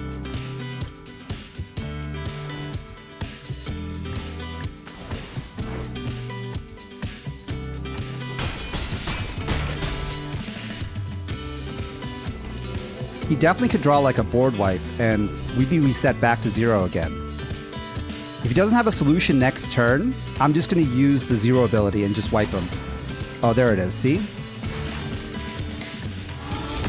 Can never count variable goo out. He plays his decks very well.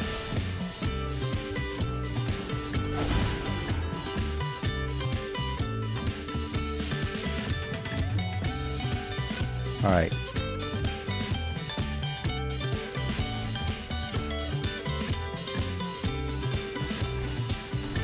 So if I summon the Dreadwing, I discard the land, I hit him for 3, and then I attack with everything. I think I have enough to kill him.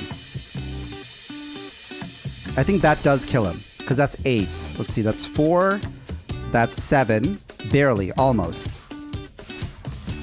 He can't block the flyer.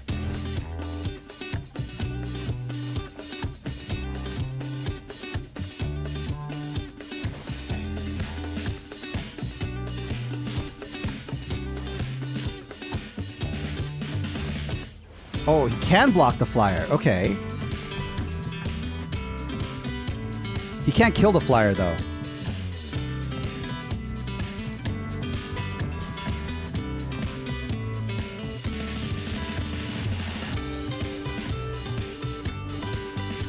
I'm happy that I can finally beat variable with a deck. I'm getting pretty close. He could still seal this for me, but he mentioned before he challenged me that he had like a 2-1 record against me. I think this is going to be my 1. It's like that episode of Dexter's Laboratory where Dexter's dad fights against that trucker guy in the arm wrestling competition, and the guy has like 1,000,000 tally marks on his side of the wall. I'm going to scratch. I'm going to defeat variable, and I'm going to scratch that 1 on the wall after this game. Good game. Okay, we did it.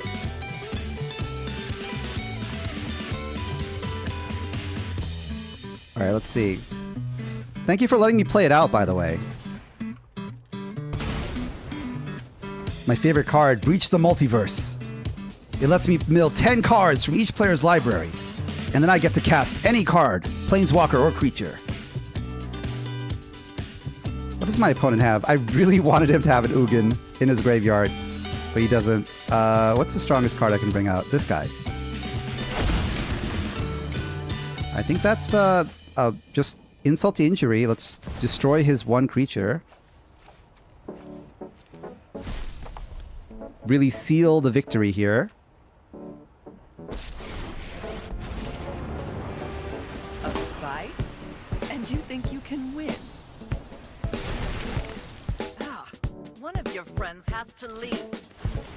Owarida, you are dead.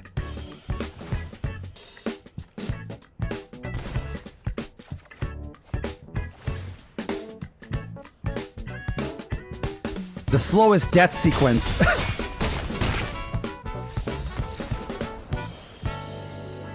Let's go! Hey! The tides of wind are changing. It's going in my favor. So let's see. We had a couple of people that wanted to challenge me. Let me see here. So Ducky mentioned they just wanted to drop a link and make dinner. Variable we played against. Holden, if you're in chat, if you want to fight me. I don't think I fought you yet, Holden. So if you're in chat right now, you can go right ahead. Also, anyone that is watching, if you want to fight me, my Magic the Gathering Arena gamertag is pinned in Twitch, and I did post it on the YouTube side as well. Let me pin that on the YouTube side. It's been a while since I used YouTube, so we've been trying to dual stream recently. It's been going relatively well. I expected worse performance, but I'm doing pretty well. Okay, let's see. Holden, hello. Don't worry, Holden. We're gonna play something not as crazy against you. I actually want to run against you with the copy deck. I want to see if I can get the copy out on you. We're gonna have to mulligan pretty hard though.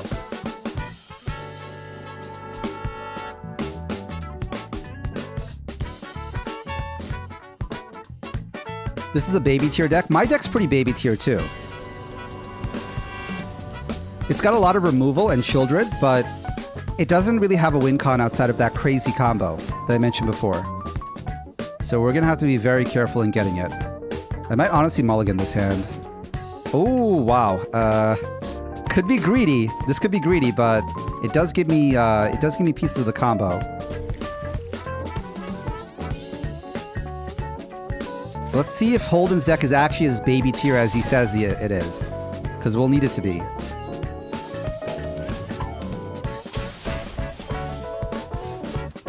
Definitely, you should try out the mobilize mechanic.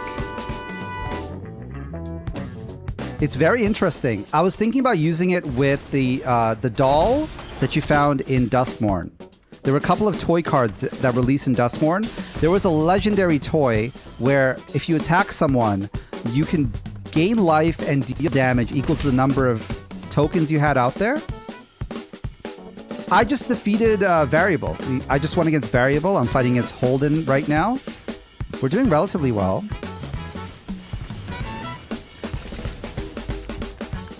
I know what you're playing. You're playing the Taigam Flurry deck. You ran this against me last time. Oh jeez. You said this was baby tier.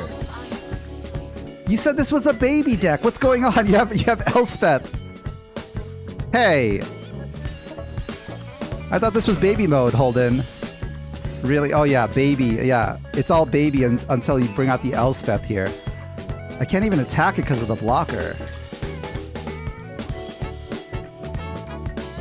Sure it does. Elspeth does a lot more than make blockers. Elspeth can kill my Lazav. Elspeth making blockers is kind of an understatement. It does everything in the kitchen sink. It's a little powerful. It's not as powerful as Ugin, but it's up there.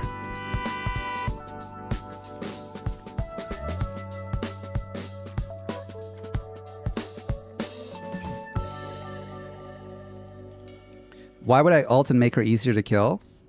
I did have some ideas about an Elspeth deck with the Heir Apparents, right? Because of her ultimate ability to return all mana value 3 or less back to the graveyard. You could play a version of Heir Apparent where you don't really play the hairs, you sack the hairs, you mill the hairs, and you play other stuff to stall the game, that could be a good idea. That could be an idea for the deck.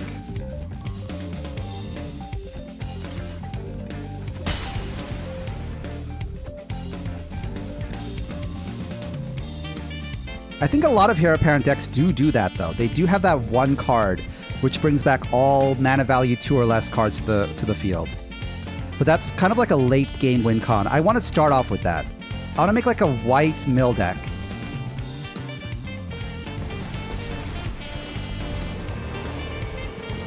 This is a baby deck, by the way, guys.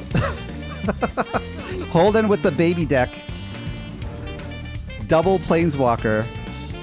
Chandra and Elspeth. I'm ending this fight.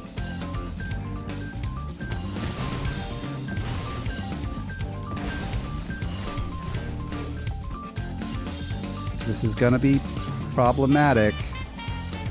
Now, on the plus side, I could wait this out. I could technically wait this out. Or I can't really, because Chandra has a minus X ability. That's not going to be a possibility here. Yeah, I'm kind of in trouble because he could kill anything that's mana value 3 or less from the graveyard. I could bring out my Shieldred, gain some life back. I'm on the back foot though. I thought this was a baby deck, so I didn't really mulligan right. I should have mulliganed with more removal. But I feel like I'm still kind of in the game a little bit. It's going to be difficult.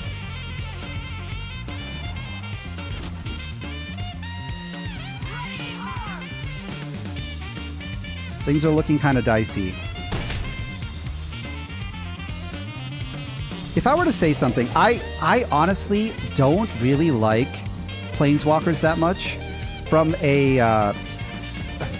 a card advantage standpoint, I really don't enjoy Planeswalkers. I feel like they're kind of lame. Can he attack me with anything? Let's see. He can attack me with the Taigem. He's got 2 cards left in hand. I need to do something with this. I'm going to need to block next turn. He might have this in the bag, though. I am cooked. Congratulations, Holden. Last time we played, I don't think you had these Planeswalkers in your deck. You definitely improved your deck a lot. The Elspeth is adding a lot of pressure.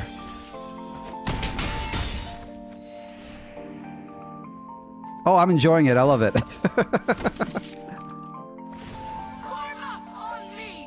We can do this together. What does he need 7 mana for? All right. What can I do right now? It's got Ward too, so I can't even destroy it. Because I'm going to need more mana for it. We're going to have to chump block a little bit more. Ooh, this is not looking good. This might be a GG. I don't want to play another Planeswalker. What were you thinking, though? What were you thinking about playing? If you had an option.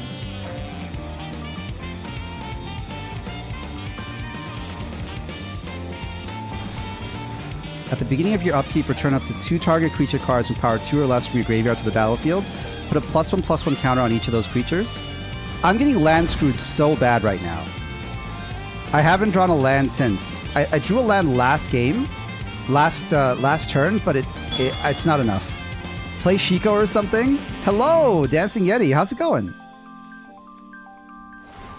Welcome, welcome. We're playing against viewers right now. If you want to fight me, I have a couple of fun janky decks. We're all here for casual magic fun. Hope you're having a nice Monday. I'm playing a Lazav combo deck, and it looks like I bricked my hand pretty bad. There's still hope. There's still a slight bit of hope right now, but with this Super Friends deck that Holden is playing against me, I am a little afraid.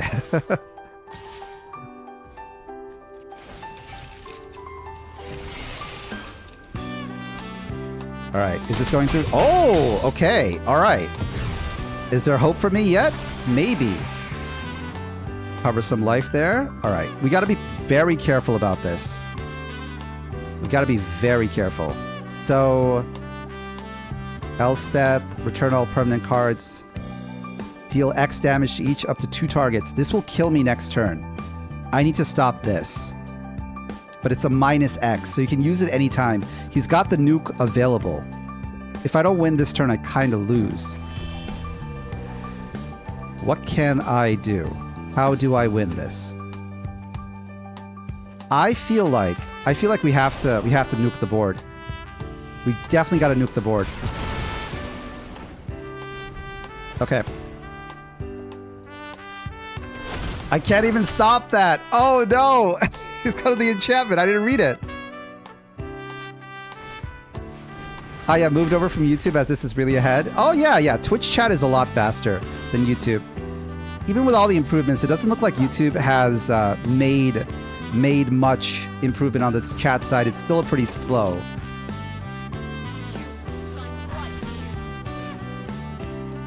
Oh god. Oh geez. I can't play anything right now. Because he could just bring back cards. I think this might be a GG. Depending on whether Holden wants to kill me or not. He could kill me anytime. He's kind of holding up the game here. He's kind of holding up the game. You got a negative X on this. You can deal damage up to me. You have 13 loyalty on it. So that's negative 13. So this game is pretty much over, Holden. Oh, the stream itself? Ah, I see. I didn't realize that. Do you want it to be done? I want you to play for real. I'm not a fan of if you have the win con, go for it. Nothing against you, by the way, but I don't like it when people kind of play with their food a bit. If you have the win, just attack me. Finish him, yeah, so we can move on.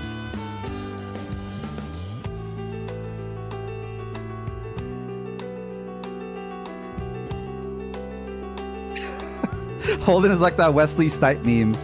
He's holding up the revolver next to my head and he's crying. I wanted to do more.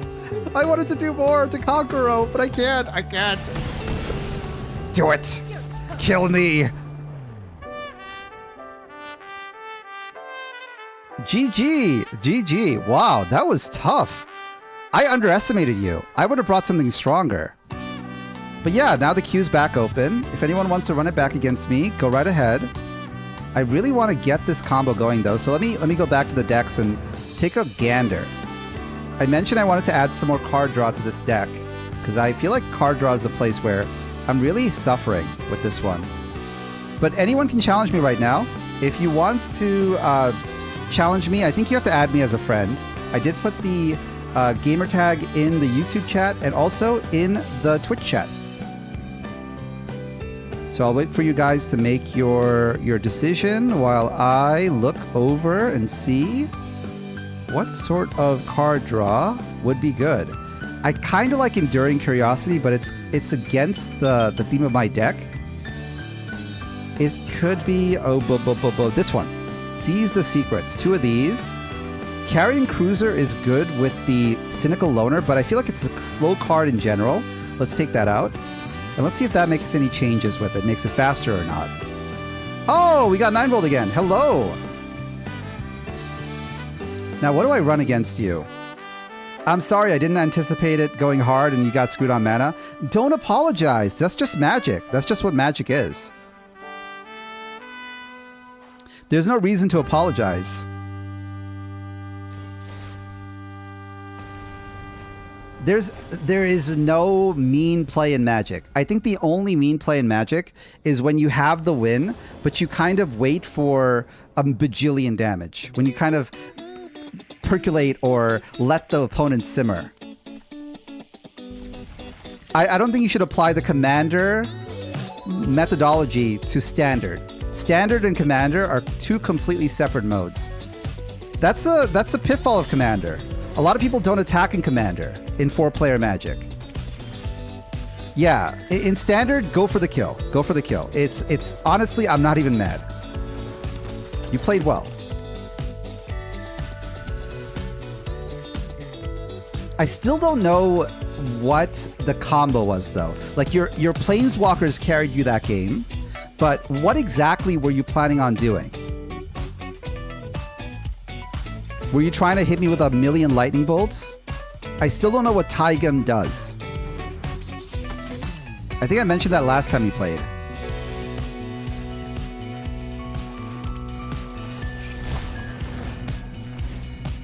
This deck hates 9-volt, by the way. if there was one deck that absolutely hates 9-volt, it's this deck right here. 9-volt, this deck eats Burrows players for lunch.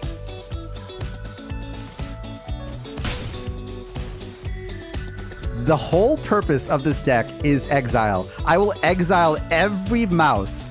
I'll send it, I'll open the airlock, send all of those guys to space.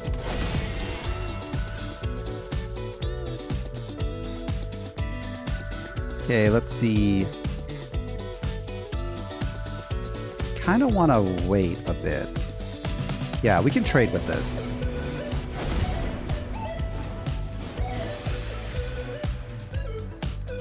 Fight him with birds. There is a new bird in Tarkir. There is a heir apparent equivalent in Tarkir.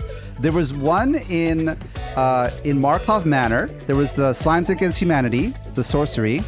In Bloomborough, there was heir apparents.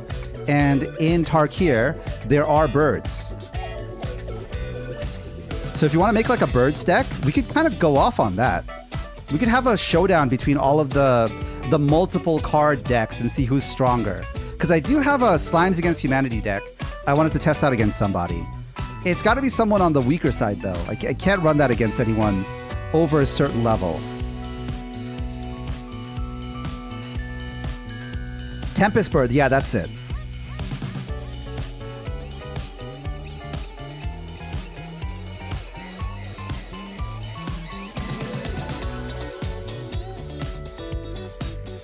It is a cute card, though. As much as I hate 9-volt's toxic strat, it is a cute card. I'll be honest. It is a very cute card. All right, I think I'm gonna block this.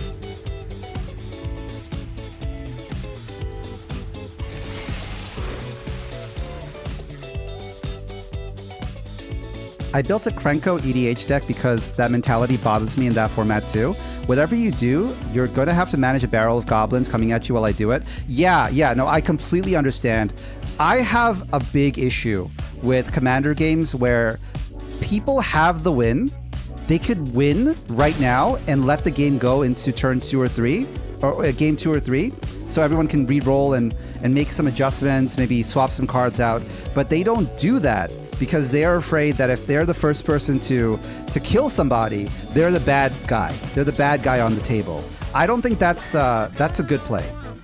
I disagree with that. I feel like if you are playing honest Magic with your friends and people understand the power level of your cards, there shouldn't be any animosity towards going for face.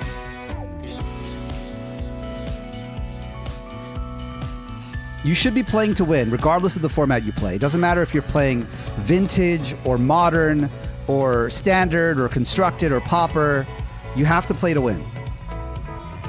That's my fighting game mentality. I do not like people sandbagging against me. Even if they don't mean it, even if they aren't being toxic. I don't like that methodology at all.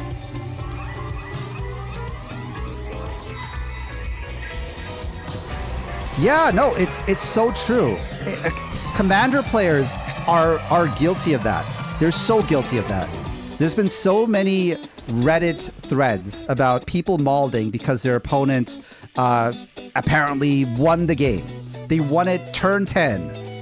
What is the agreed upon turn where people can kill each other? When do we stop playing house, right? Is the fun around tapping lands and going next, or is the fun around kind of counteracting certain things? Because the beauty of Magic is that because it has lands, different decks have different points in the game where they're powerful. That's the whole point. But if you kind of let everyone build up until later turns, all you're doing is giving green people more power. The only decks that win in those instances are green decks. There's no reason for a red deck not to win turn 5 or 6. They should go for face. And the beauty of Commander is that since you have other people, they can kind of strategize and make you the mob boss that they have to defeat, right? Like say for instance, if there was a Krenko mob boss deck, the other people would need to negotiate to kind of control you. But you can't have that if you're just going off. You know what, 9 Volt? I really love your Seed Glaive Mentor. I think I'm going to steal it. Ooh, I love that. Look at that. Isn't that beautiful? Vigilance and Haste? That's an amazing card. I don't like green players. I think green players get a lot of benefit from going Commander. I do this with randos and shops too. The goal of the game is to win. I get some decks that want to do something silly that isn't winning. Great, protect your game plan. Make me root for your ally with you. There's ways to have fun with Commander that isn't going for the throat, right? I'm not saying that you should play meta decks, CEDH decks in Commander, because there's a bracket system. But I feel like you have to swing. You have to show some sort of threat on the board. You got to make people afraid of you. What is it with Commander where every other format, you're kind of playing to win, but in Commander, you're kind of not. In Commander, you're kind of waiting for other people to do something. I don't understand that. If your deck relies on the kindness of 2 other people on the board, your deck isn't that great. You need to go back to the lab and rework it. I'm guilty of it too.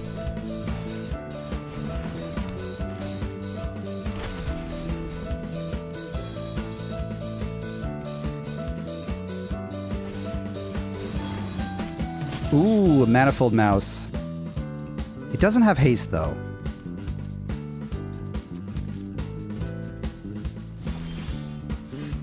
I think I got this in the bag, 9 Volt.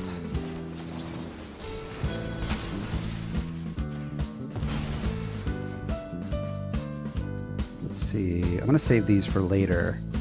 Let's kind of go off.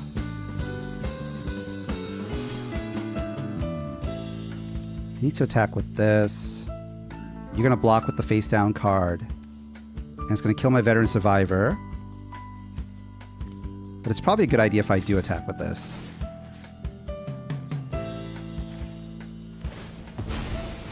And there it is. Ketramos is activated.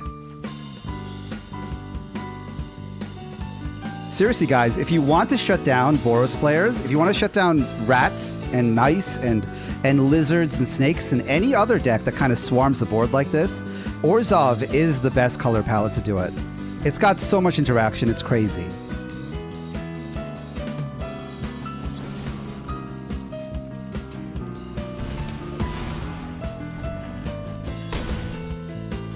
That's why I say my Stacks deck is bad. It has a game plan.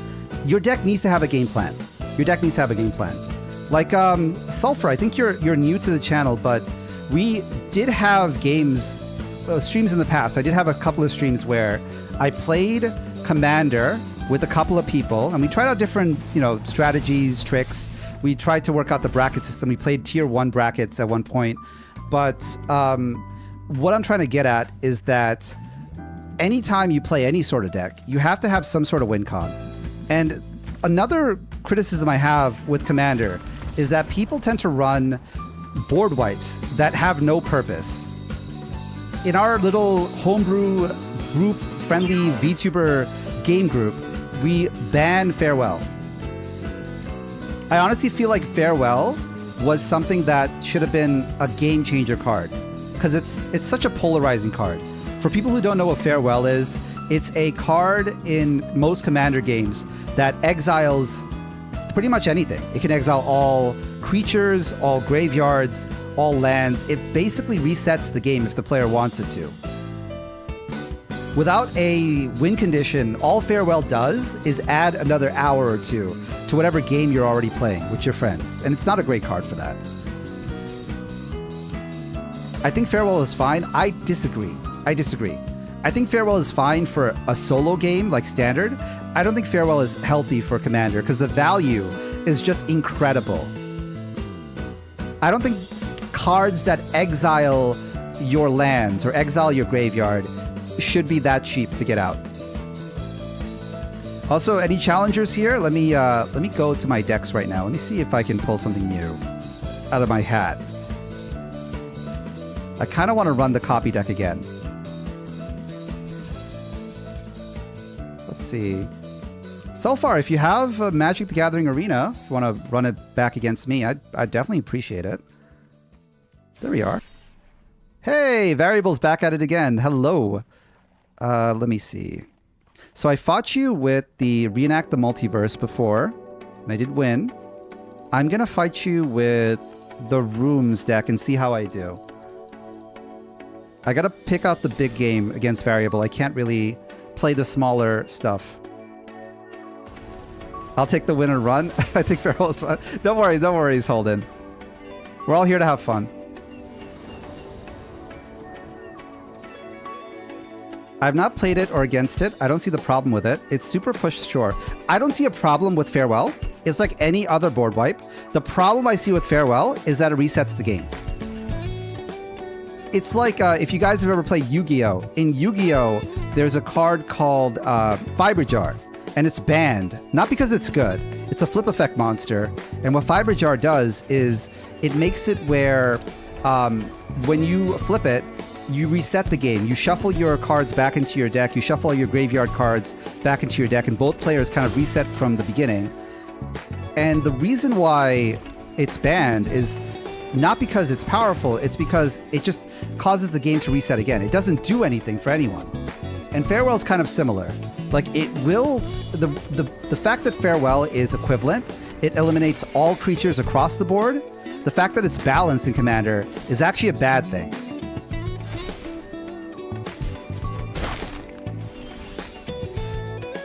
It's no different than the Nerval player or the Child of Alara player. That's fair. That is true. It looks like I'm playing against a discard deck. Fear of Missing Out. The good thing about the cards I have in my hand is I run a lot of exiles, so his Fear might not be able to get to +4. For people who don't know, these Fear cards were added in Duskmourn, and all of them have unique abilities when they are they get 4 or more card types in the graveyard.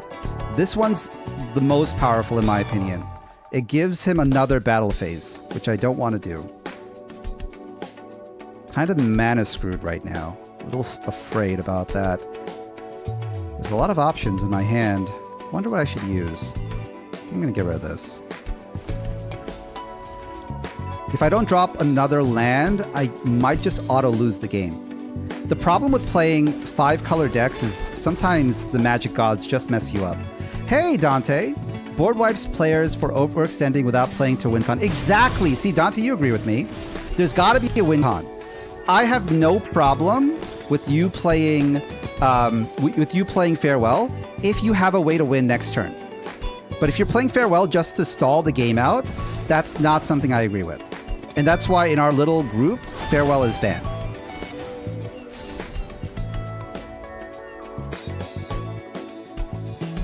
I think most of the time we go against known Enchantress deck players. Finbar Farewell might give us a chance. Yeah. It's the fun thing about our group. All of us have different styles of play. Like, I play a lot of control. Geltran also plays a little bit of control. Finbar also plays a little bit of control. Is there anyone in our group that doesn't play control? I think everyone plays control. We're a bunch of control freaks. Oh yeah, Holden, you're the only one. Yeah, you're the solo non-control player in our little group. Must be kind of bad. I'll just be completely honest. I hope you're faring well. Everyone's playing blue. Everyone's got counter spells.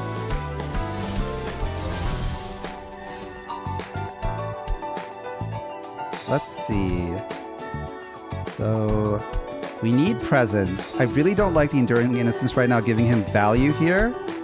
I gotta be careful on what I play, because I'm down a lot, and I need to recover some life. I think this is probably the best call here. Let's get some creatures on board. Let's see what else I can do here. What do I need right now? This would be good.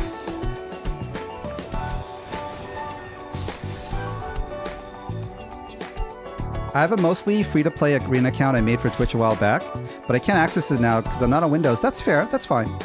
We play this every Monday, so if you want to tune in next Monday, we can definitely duke it out. I'm trying to grow a little bit of a Magic the Gathering presence. I like this game a lot, and I'm really, really stoked to play the upcoming expansion, the Final Fantasy expansion. I'm going to invest hard in it. I still don't know which character I want to lean towards. Part of me wants to go for Sephiroth, but another part of me wants to go for Kefka. I like Kefka's ability. Both of them are pretty enticing, though. Okay, now, whatever shall I do here?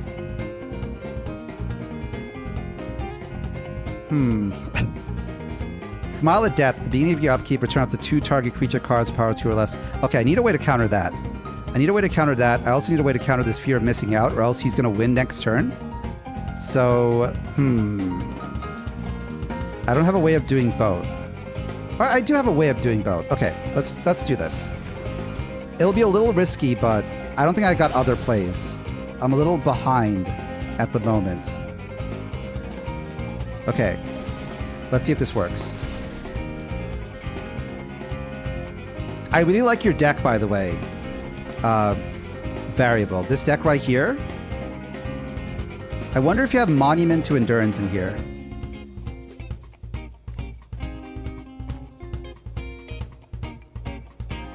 I have a 5-color vehicle deck. I try to make as many vehicle cards as possible. I do have a vehicle deck I made with Samut. That was pretty cool. I deleted that, though. I need to remake it.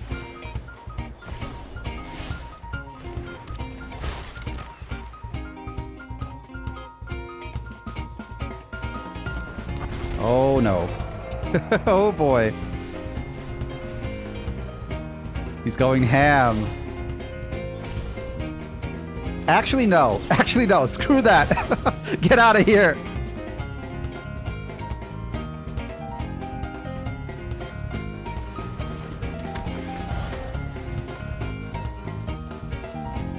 That's fair. That's fair. I never really got into paper, except for years ago. Back when Innistrad was a thing, I did play at my local college, but recently I've been really gravitating towards Arena, because in Arena, I get to kind of play whatever cards I want. The world's my oyster. I still do kind of miss Paper Magic, though, because if you've ever had a really good local game store, it's not just Magic, the vibe of it is really awesome. To have all these cool people stop by, maybe you can read some comic books. I do miss that. But my current puppet shop career does not allow me to have that much time outdoors, unfortunately.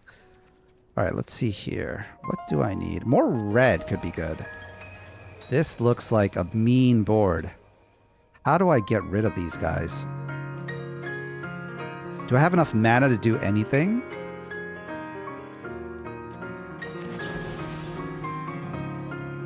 Holden definitely came, a variable definitely came in packing. Oh boy. Alright, let's see. Let's see what you got.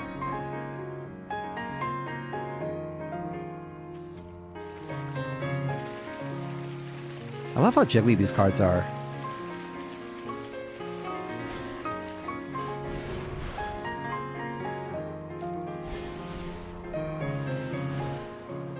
It might be over. It might be over. We'll see. I believe I have no pathetic cards. I know I'll draw the board wipe next turn, but it might be over right now. That's great. That's great. It's what I love about the Universe Beyond sets. There are a lot of new people that are buying packs. Stuff like Secret Rares, stuff like the recent expansions. The Deadpool card was very popular. Spider-Man was also very popular. So I do like the fact that it's bringing more people in. I just kind of wish WotC respected some of the old lore. They didn't treat magic like a theme park. I don't like the recent event of, oh, Jace is just there.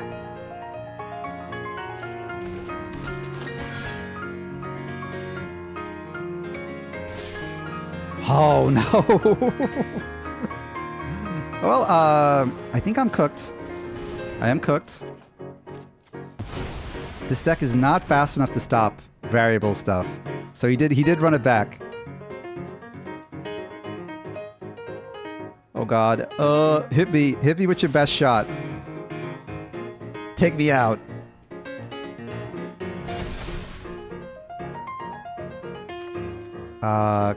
There's no way I can stop this. If I drew some sort of board wipe, I do have a couple of those in this deck, I could have managed to make it out of here. Telepaths should be written better. Telepaths are always written poorly. Telepaths and psychics, and the smartest people around, they're never written well. Ooh, awesome!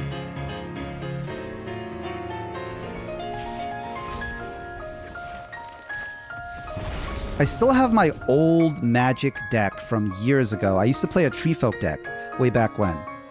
It was a 5-color Treefolk deck. Not the greatest. I paid like $200 for it. It had stuff like Birds of Paradise, Caves of Koilos, a lot of the old staples.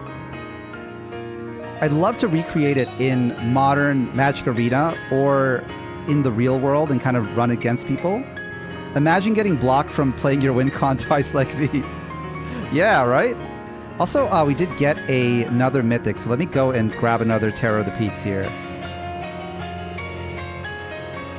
Gonna bring down one Duress.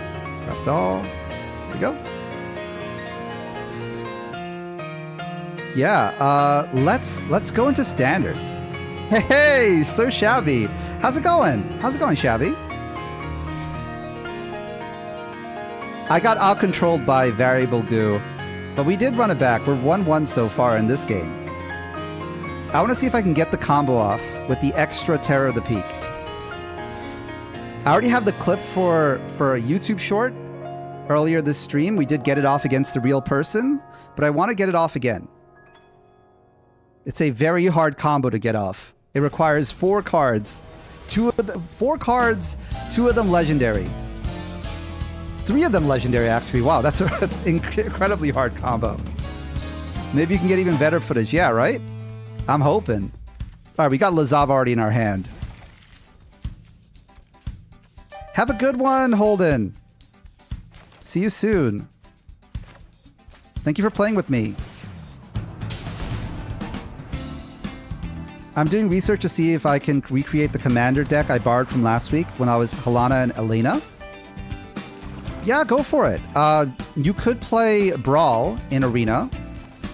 I wouldn't go for it because I don't have enough of a library to play Historic Brawl. I see what he's going with right now. What is the card that I'm afraid of here? He's got a lot of powerful cards here. He doesn't have any way to ping me.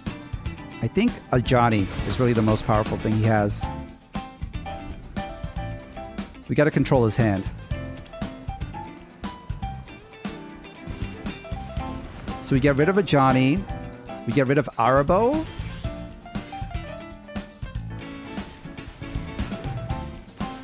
It is. Discover is a really powerful feature. Oh, Bolt Wave. Get rid of that. I'm not out of the woods. My opponent has a lot of powerful cards in hand right now. I wish it was a cheap card that lets you just discard everything he had.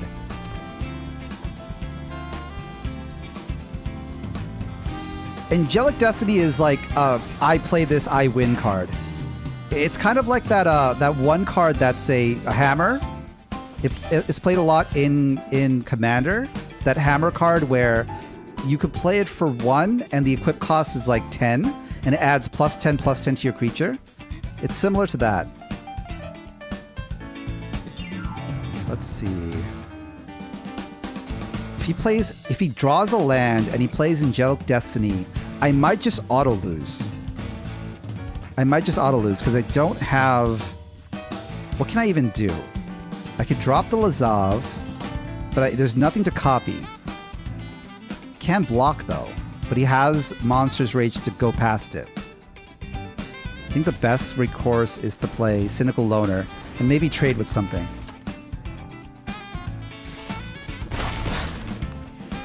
We're praying for board wipes right now.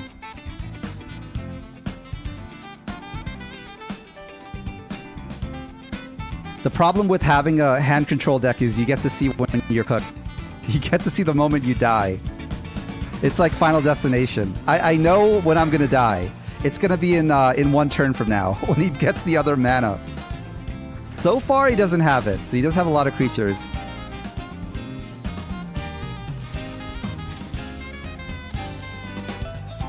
I'll take 4.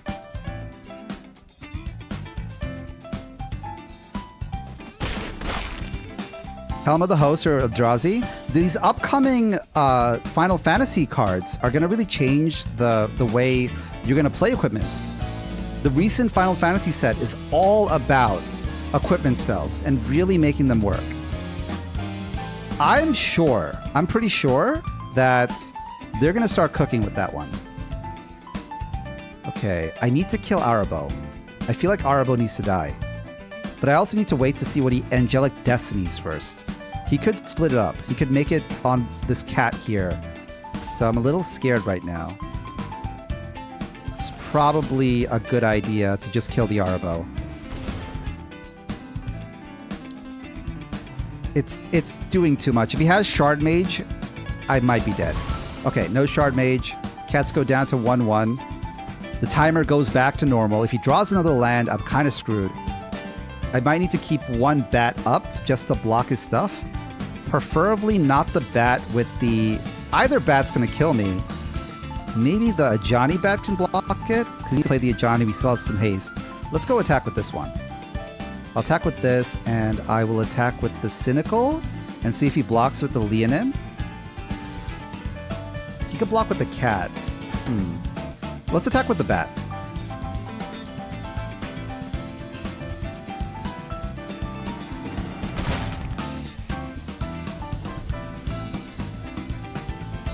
Oh, there's that board wipe.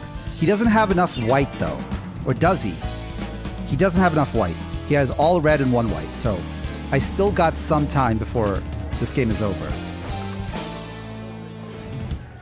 This is going to be a tough game.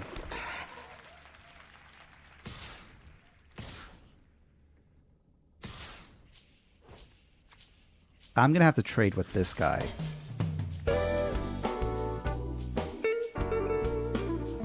What has he got? He's got Monster's Rage, right? I knew it. I knew it. Yeah, the trample. Might as well get rid of it early. I'm fine with that. I'm down to 11, but it's fine. It's okay. Alright. Shieldred would be good. Thankfully, he's got no reach cards, so if he drops another white, he can play Angelic Destiny next turn. I'm gonna need to block with a bat, so let's just attack with this bat. Get some life back. Things are still kind of dicey.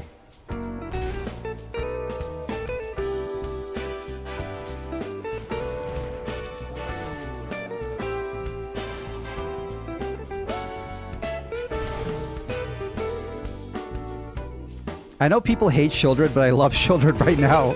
At this moment, at this instance, Shieldred is actually very cool. It's keeping me alive. Am I catching up fast? I don't think so. What do we have? Cynical Loner, we don't need that. Yeah, Lazav, we need as many blockers as we can get. We're slowly clawing back. Good thing my opponent is a little land screwed, so we can slowly claw back with some of these lifelink attacks. It's really hurting him. The one thing White loves to do is draw more cards, and Shieldred really hurts that. He can't even, if he doesn't kill the Shieldred, he literally will kill himself. Yeah, exactly, Sulfur. I love, in a way, for the first time in many years, every color in Magic the Gathering has a card that needs to be killed on site. Every single color has a card that you have to kill. And for black, it's Shieldred. You have to kill Shieldred on site. There is no recourse. You have to murder him. If you don't kill Shieldred, you are in a lot of trouble. Okay, so if I exile his Leonin, I do get 1 life. If I exile the Arabo, it doesn't do anything. So Leonin is probably the best person to exile. Okay. Now I can drop another... I either play the Loner now, or my entire crew gets board wiped. If I get board wiped, I might be screwed. I have to play around split up. So I probably have to attack with the children. So let's play this. And let's attack with my Leonin. No, let's not attack with the Leonin. Let's attack with the Deep Bat again. Let's keep it going.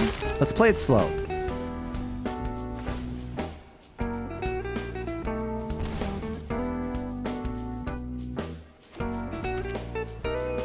He's got the mana now. He can play the Angelic Destiny now. But who's he going to put it on? If he had Monstrous Rage, he would have won. If he had it last game, he had the Monstrous Rage, he would have won the game.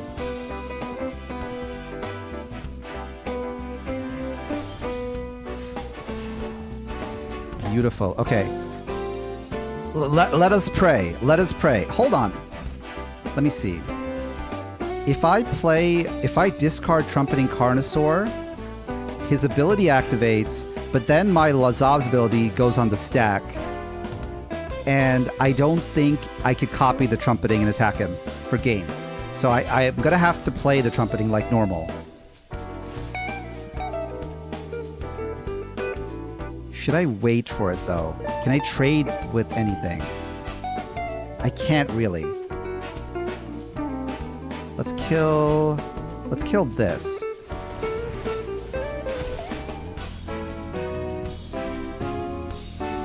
Yeah, let's keep buffing up my Lazav and see if he has some sort of response to it. He can block my bats now, so that's not an option anymore. I can't really attack him with anything. Yeah, let's just wait. We're slowly whittling him down.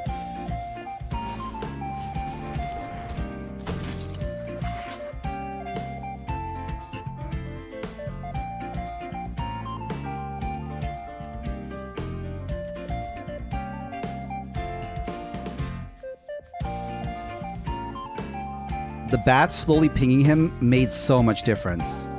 The bats and my Shieldred, we're at 18 right now.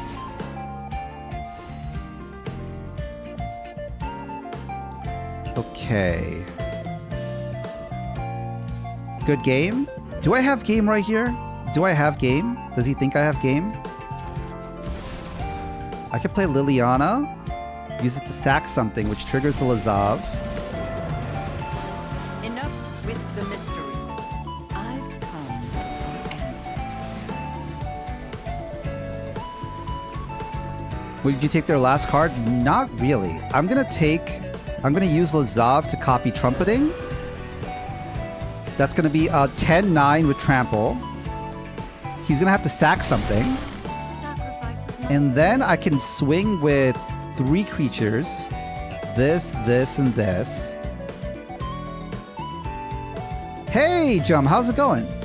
He's gonna have to block. He needs to block the Trample with something big. Because if he doesn't block, he dies. Does he have a way of winning next turn? He doesn't. He doesn't. Okay. This is safe.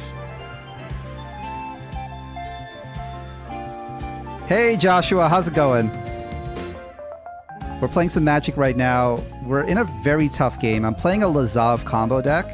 My Lazav just turned into a dinosaur, and he's about to rampage at this guy. I knew he'd block with that. It's got first strike, though. If he has a way of pinging my dragon, he might actually win this trade. He needs like a bolt. I knew it. Oh, jeez. Not yet. Not quite. Not quite. Oh, actually, he did get it. Oh, my God. He did get that, but hold on a minute.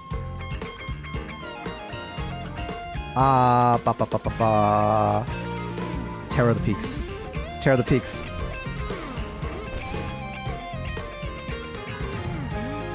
Okay. If he swings with everything, he still doesn't kill me. He's down to 1 HP. He needs to kill my Shieldred or he dies next turn. And I don't think he has the damage. He doesn't have the damage to kill. Exactly, yeah. We barely eked it. We barely eked it. I played Magic the Gathering just once in my life, was more of a Yu-Gi-Oh guy, and Card Fight Vanguard. For one, I really do like Card Fight Vanguard. I've never managed to play the game live or online, but it's interesting from a card game format, and I liked watching the anime. It's one of the only animes where it feels like a regular card game anime. It's hard to explain, but if you've ever played Yu-Gi-Oh, if you've ever played Beyblade, if you've ever played, God, what other games are out there? Hearthstone. The anime or the cartoon or anything that promotes it in a way where the cards are like part of a grand conspiracy, and it's all god cards and all that stuff. The world is at stake. Card Fight Vanguard, the first anime that came out for it, it was all down to earth. The kids were just playing at a card shop. It's got some cool cards. It's got some nice mechanics. As someone who really likes janky mechanics, Card Fight Vanguard's up there. I just have never been able to play with someone in there. Yeah, the first season is amazing. Later on, it gets weird, but the first season is peak. Also, hello, Flash. How's it going? I played more Chaotic than Magic growing up. I love some Lord Van Boot. I've never played Chaotic, though. I saw this show. It was during the time of Canadian shows. It was during the time of Johnny Test, but I did watch a lot of Chaotic. Oh, yeah. My favorite moment in Card Fight Vanguard, the anime, was when they, I think the second or third episode, the main character gets some sort of money from their mom, and he goes to the card shop, the local game shop they all go to, and he opens up like 5 or 6 packs. That whole exchange, that whole event is so real. Only a few card game animes have had that. Like Yu-Gi-Oh! In the first episode, when Taya is fighting Joey, and Joey doesn't know how to play. I miss moments like that. I kind of wish more card games were more realistic. But obviously, you know, realism doesn't sell. You gotta have the big god cards and the flashy creatures. Vanguard is a funny game because in that game, the way you decide how strong something is how many attacks it gets per turn. There's some cards in Vanguard that get like 40 attacks a turn. It's insane. And that was back when I saw it. Nowadays, I'm pretty sure it's even crazier. I can't get into the Bushi Road card games. That's fair. That's fair. Another game series I wanted to get into is... it is... Oh, it's Shadowverse. It's Shadowverse. I've heard from some people that Shadowverse is dead. I was a big Hearthstone fanatic, but I never really got into Shadowverse because I didn't know what it was. It was only after I got into VTubing that I found out that VTubers play Shadowverse, but by that time, no one really played the game anymore.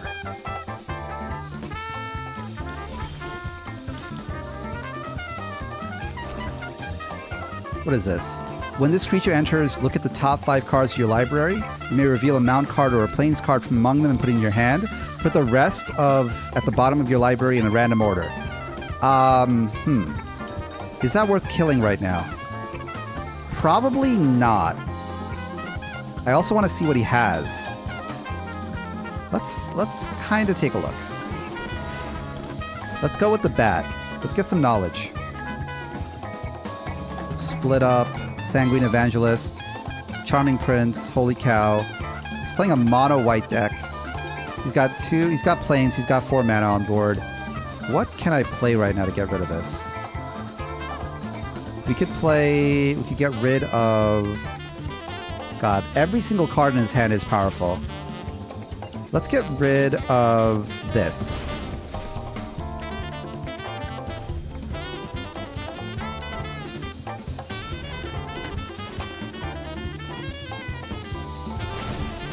He's playing a white weenie deck. Oh no, actually, he's playing a deck that flashes creatures.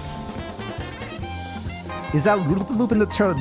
Is that Lupin the Third? I don't know. I'm playing a random jazz playlist. I hope you guys like jazz as much as I like jazz.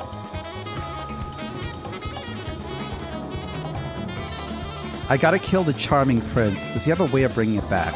He's got Holy Cow. He's got Split Up. I could get rid... What do I get rid of? Let's get rid of this. Let's do this. Let's get rid of the Split Up so he can't board wipe. Let's play the Trumpeting Carnosaur and get rid of the Charming Prince. And let's attack him for face.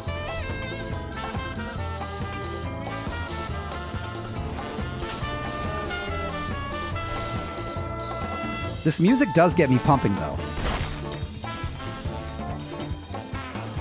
I'm in a whiplash mood. Are you rushing or are you dragging? Which is it?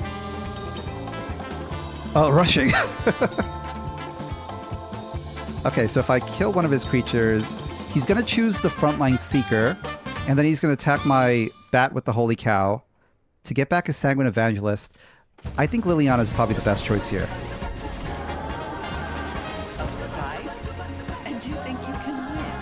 You still have your Vanguard deck. That's awesome. All right, let's keep that going to block.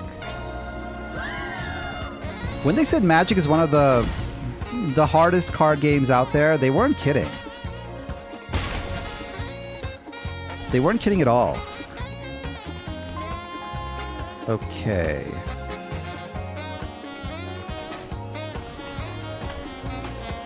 Does he have a way of destroying my Cynical Loner? If he doesn't have a way of destroying my Cynical Loner, I can do some damage to him next turn with my Calamity. Liliana can't really do anything right now, so I'm gonna use her to bait. Oh no, yeah. Smile at Death is really powerful.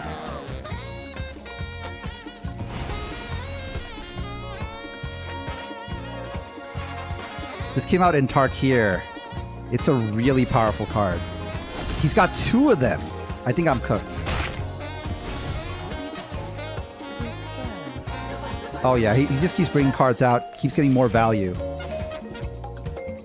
I collect Digimon cards, but don't play. I've heard good things about the Digimon game. I've heard great things about it.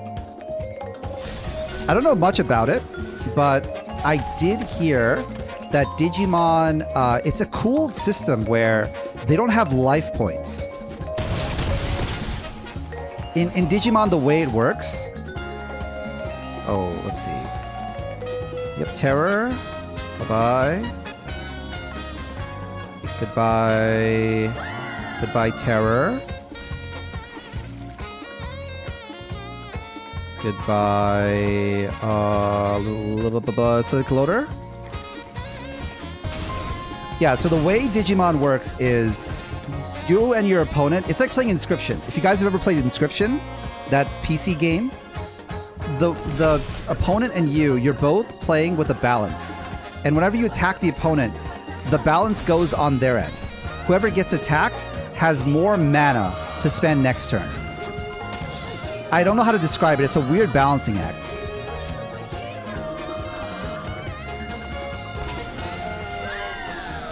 Now, am I going to die this turn? Oh, beautiful. Oh my god. I thank the gods. I thank the gods for this. Came at the right time.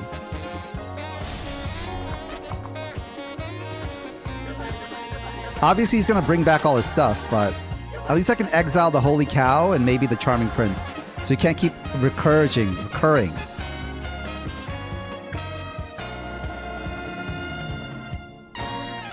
The art is good, but I like the... Yep, that's true.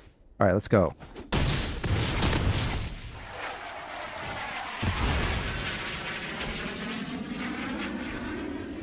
Okay.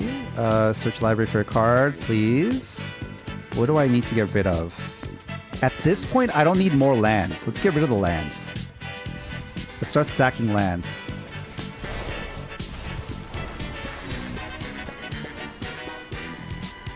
I kind of want to get rid of this. There we go.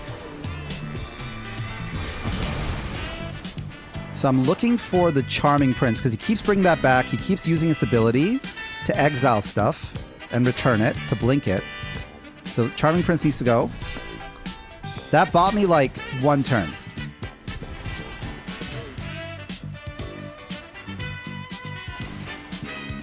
Yeah, exactly.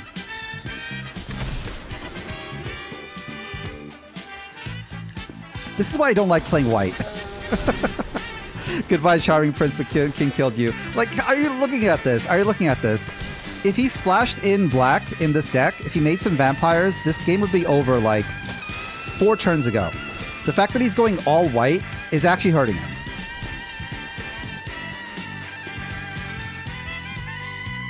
I think this is GG. I don't know if you have this. We could play Galloping Inferno, but it doesn't do anything. And he keeps bringing cards back from his graveyard with the Smile of Death. I gotta figure out some anti-graveyard strats here. Maybe I need to pack a card that exiles the graveyard in this deck. Just as a tech piece, because there's been so many decks we've been fighting where they really rely on the graveyard as another hand. We did okay. We did okay. But let's kind of look at our deck right now. Let's see what I need. We added more card draw. We have a lot of crime. We have a lot of removal. Do I need to add another piece of removal? Probably. Probably. I think more removal is good. Annoyance. A couple of targeted removals could be good too. Stuff in the early game to keep me alive. And do I really need Trumpeting Carnosaur? It's an alternative win condition for our deck, but it could be kind of messed up. We could try to get rid of Spell Pierce, but Spell Pierce has been working really well for me so far. Should we go with a 66 card hand? I don't know about that. Another way to do this is we could try going for the discard route with the discard ability, with the discard artifact. That should let us draw and create mana. Collector's Vault. And add 2 of these. Okay, so I think what's going to happen is I will get rid of the Annoyance. I don't think I need that. Cynical Loners, I'm kind of on the fence about it. I feel like if we're doing a discard strategy, we don't really need a Cynical Loner to dump the cards in the graveyard, but it could be useful. So far, it hasn't really helped us out that much. And I think the rest of it can stay as is. And let's see if that kind of makes a difference for our deck. This is a tier 1 bracket deck. It's not the best, but I'm trying to get a win or 2. The new Digimon game's fun. I like the resource memory system. The amount of memory you get for your turn dependent on how much your opponent spent on their turn. You could control your opponent down by only playing low-cost cards. Yeah, it requires a lot of thinking. And that's one thing I like about Magic. I like about Hearthstone. I like games with mana systems. I don't like games where the cards are free, like Yu-Gi-Oh! I tried to get into it. I feel like it's just too swingy in those games. Sometimes it feels like you're watching someone play solitaire. As unfortunate it is in Magic to draw no lands or to mulligan and find nothing, the alternative is a game where you just kind of wait and every deck plays around the same level. It's a little too bare bones and standard. Even Hearthstone, where it gives you 1 mana per turn, goes a little too far in making it standardized. Digimon's like the right balance. It has a lot of flavor to it, but it also has a right balance to it as well. Shadowverse is along the same path of Digimon.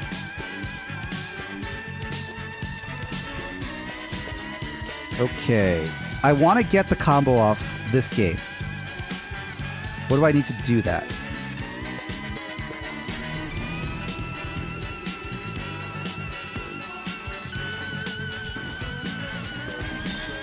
We're playing against a Golgari player.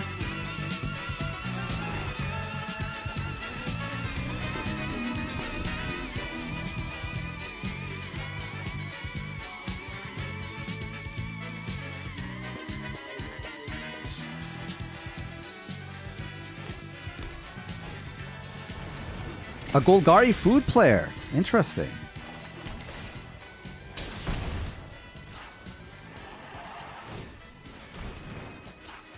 All right, so we got 2 pieces of the puzzle already. We got 2 Lazav familiar strangers. I just drew a land and a treasure. We're ramping up pretty well. We don't have a board presence right now. I really hope he doesn't drop another creature. Let's see what he does. You can do it? I hope so. I think for today's stream, we might just have that one clip in the beginning where we got the combo off on a person.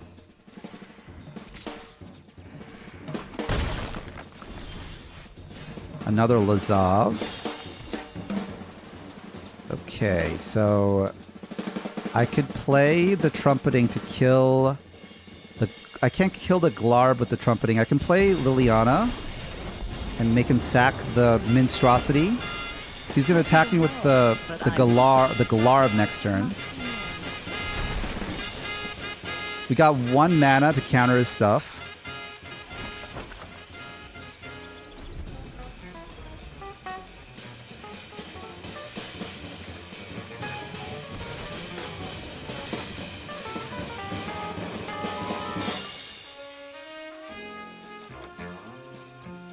If he doesn't kill my Liliana, we might have a chance here.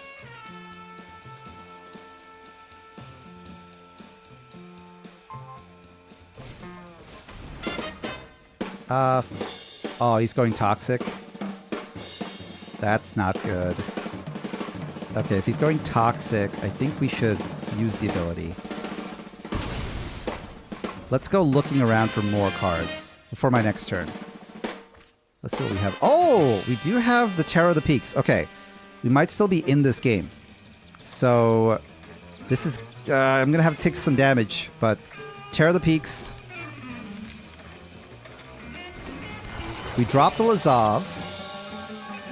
He's going to attack the Liliana with the Glarb.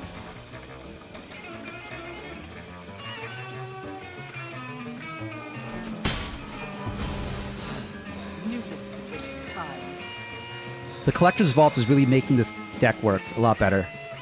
It's letting me cycle during his turn, which is what I need. Card draw is really important. Okay. I could drop the Lazav. Does he have a counter to it? He doesn't. Okay, perfect. Drop the Lazav. I can use Trumpeting to kill the Pestilent Siphoner. But I don't think I need to kill it right now. It just only does 1 damage so far. If I block... Oh, his Glarb has Dut Touch, so I can't do that either. I could use the Collector's Vault on his turn if he doesn't do anything to cycle again. So let's have some options here. This is going to be tricky. I hope he drops something big this turn. Some big spell. Some big spell or enchantment, like a Planeswalker. Anything that isn't a creature.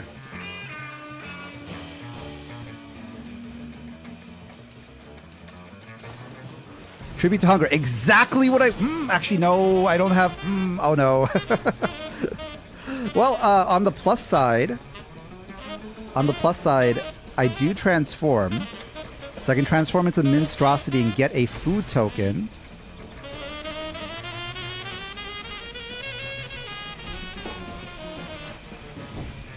Wait a minute. If I transform, does it change the target? Or does it still work?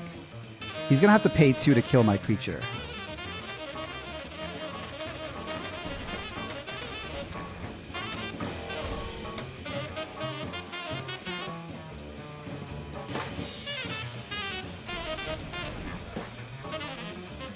Target opponent sacrifices a creature of their choice. You gain life equal to the creature's toughness. Let's use Collector's Vault again. We're not really looking for the treasure token. We're looking for some way out of this game. Oh, Bitter Triumph. Exactly what I needed to kill this frog. We got 2 Lazavs. Trumpeting Carnosaur could be helpful. Let's kill this guy. Yeah, then he's going to sacrifice Minstrosity. I'm going to get the food token.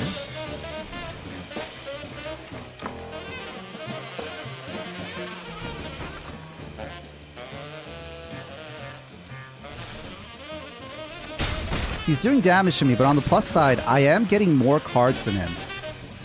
I do have more cards than him, which is good. Play Lazav, use Bitter Triumph to kill this thing. And that's going to get me Lazav's ability to exile, but I don't have anything to exile right now. But it'll give me a +1/+1 counter at least. So let's do that. Let's put down the land. I will exile... I can't attack with the Trumpeting Carnosaur. Let's just exile his card. This tribute. Why not? And then Bitter Triumph. Pay 3 life. Kill his creature. Perfect. Alright, let's see what he has.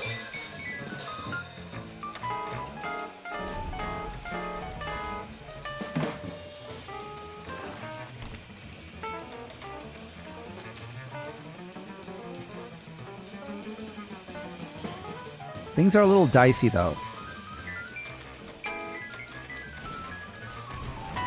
Aw, get out of here. Unscrupulous agents. Who even plays this? Baked into a pie?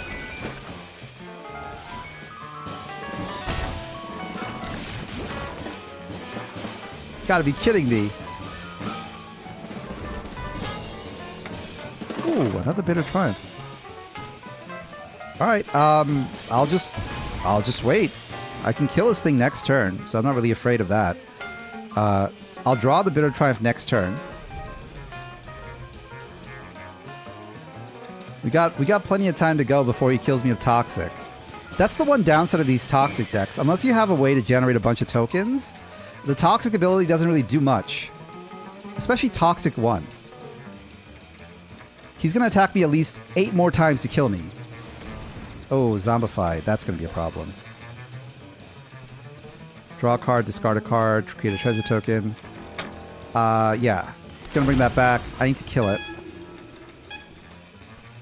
It's 2 damage coming my way. I just wish I had more card draw.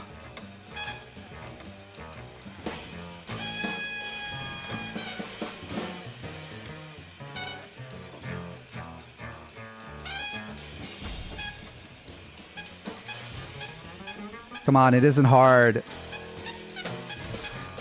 Just hit me for 2. There you go.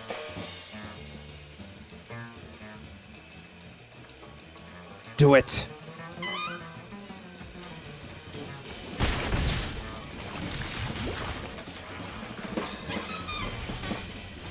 Okay, Bitter Triumph.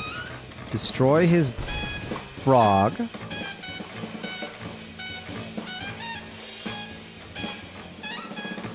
I'm really hoping for a board wipe.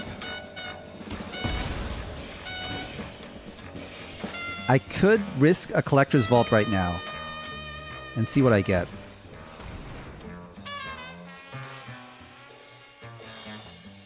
Okay, that's good. That's good. It's just a land. So we have plenty of mana. We don't need to draw land right now. We need to draw something that can kill his creatures.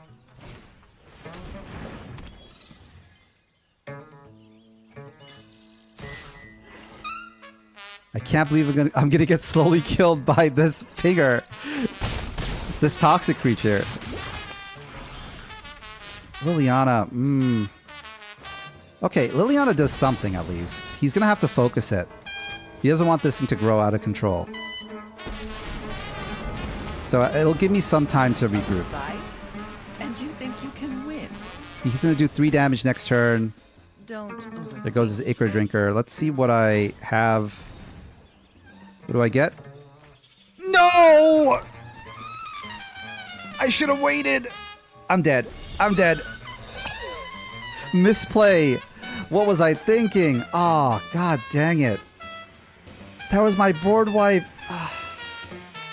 I still have 3 of those in the deck. 2 of those in the deck. There's a chance I could draw another one, but it's very rare.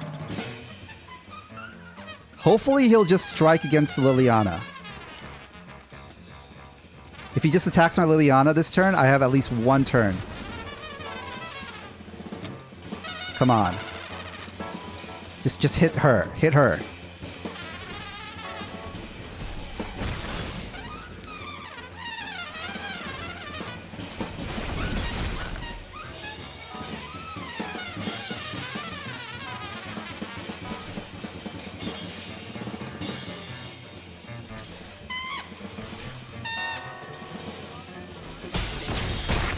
Alright, beautiful. The wrong necromancer. Not the card I wanted.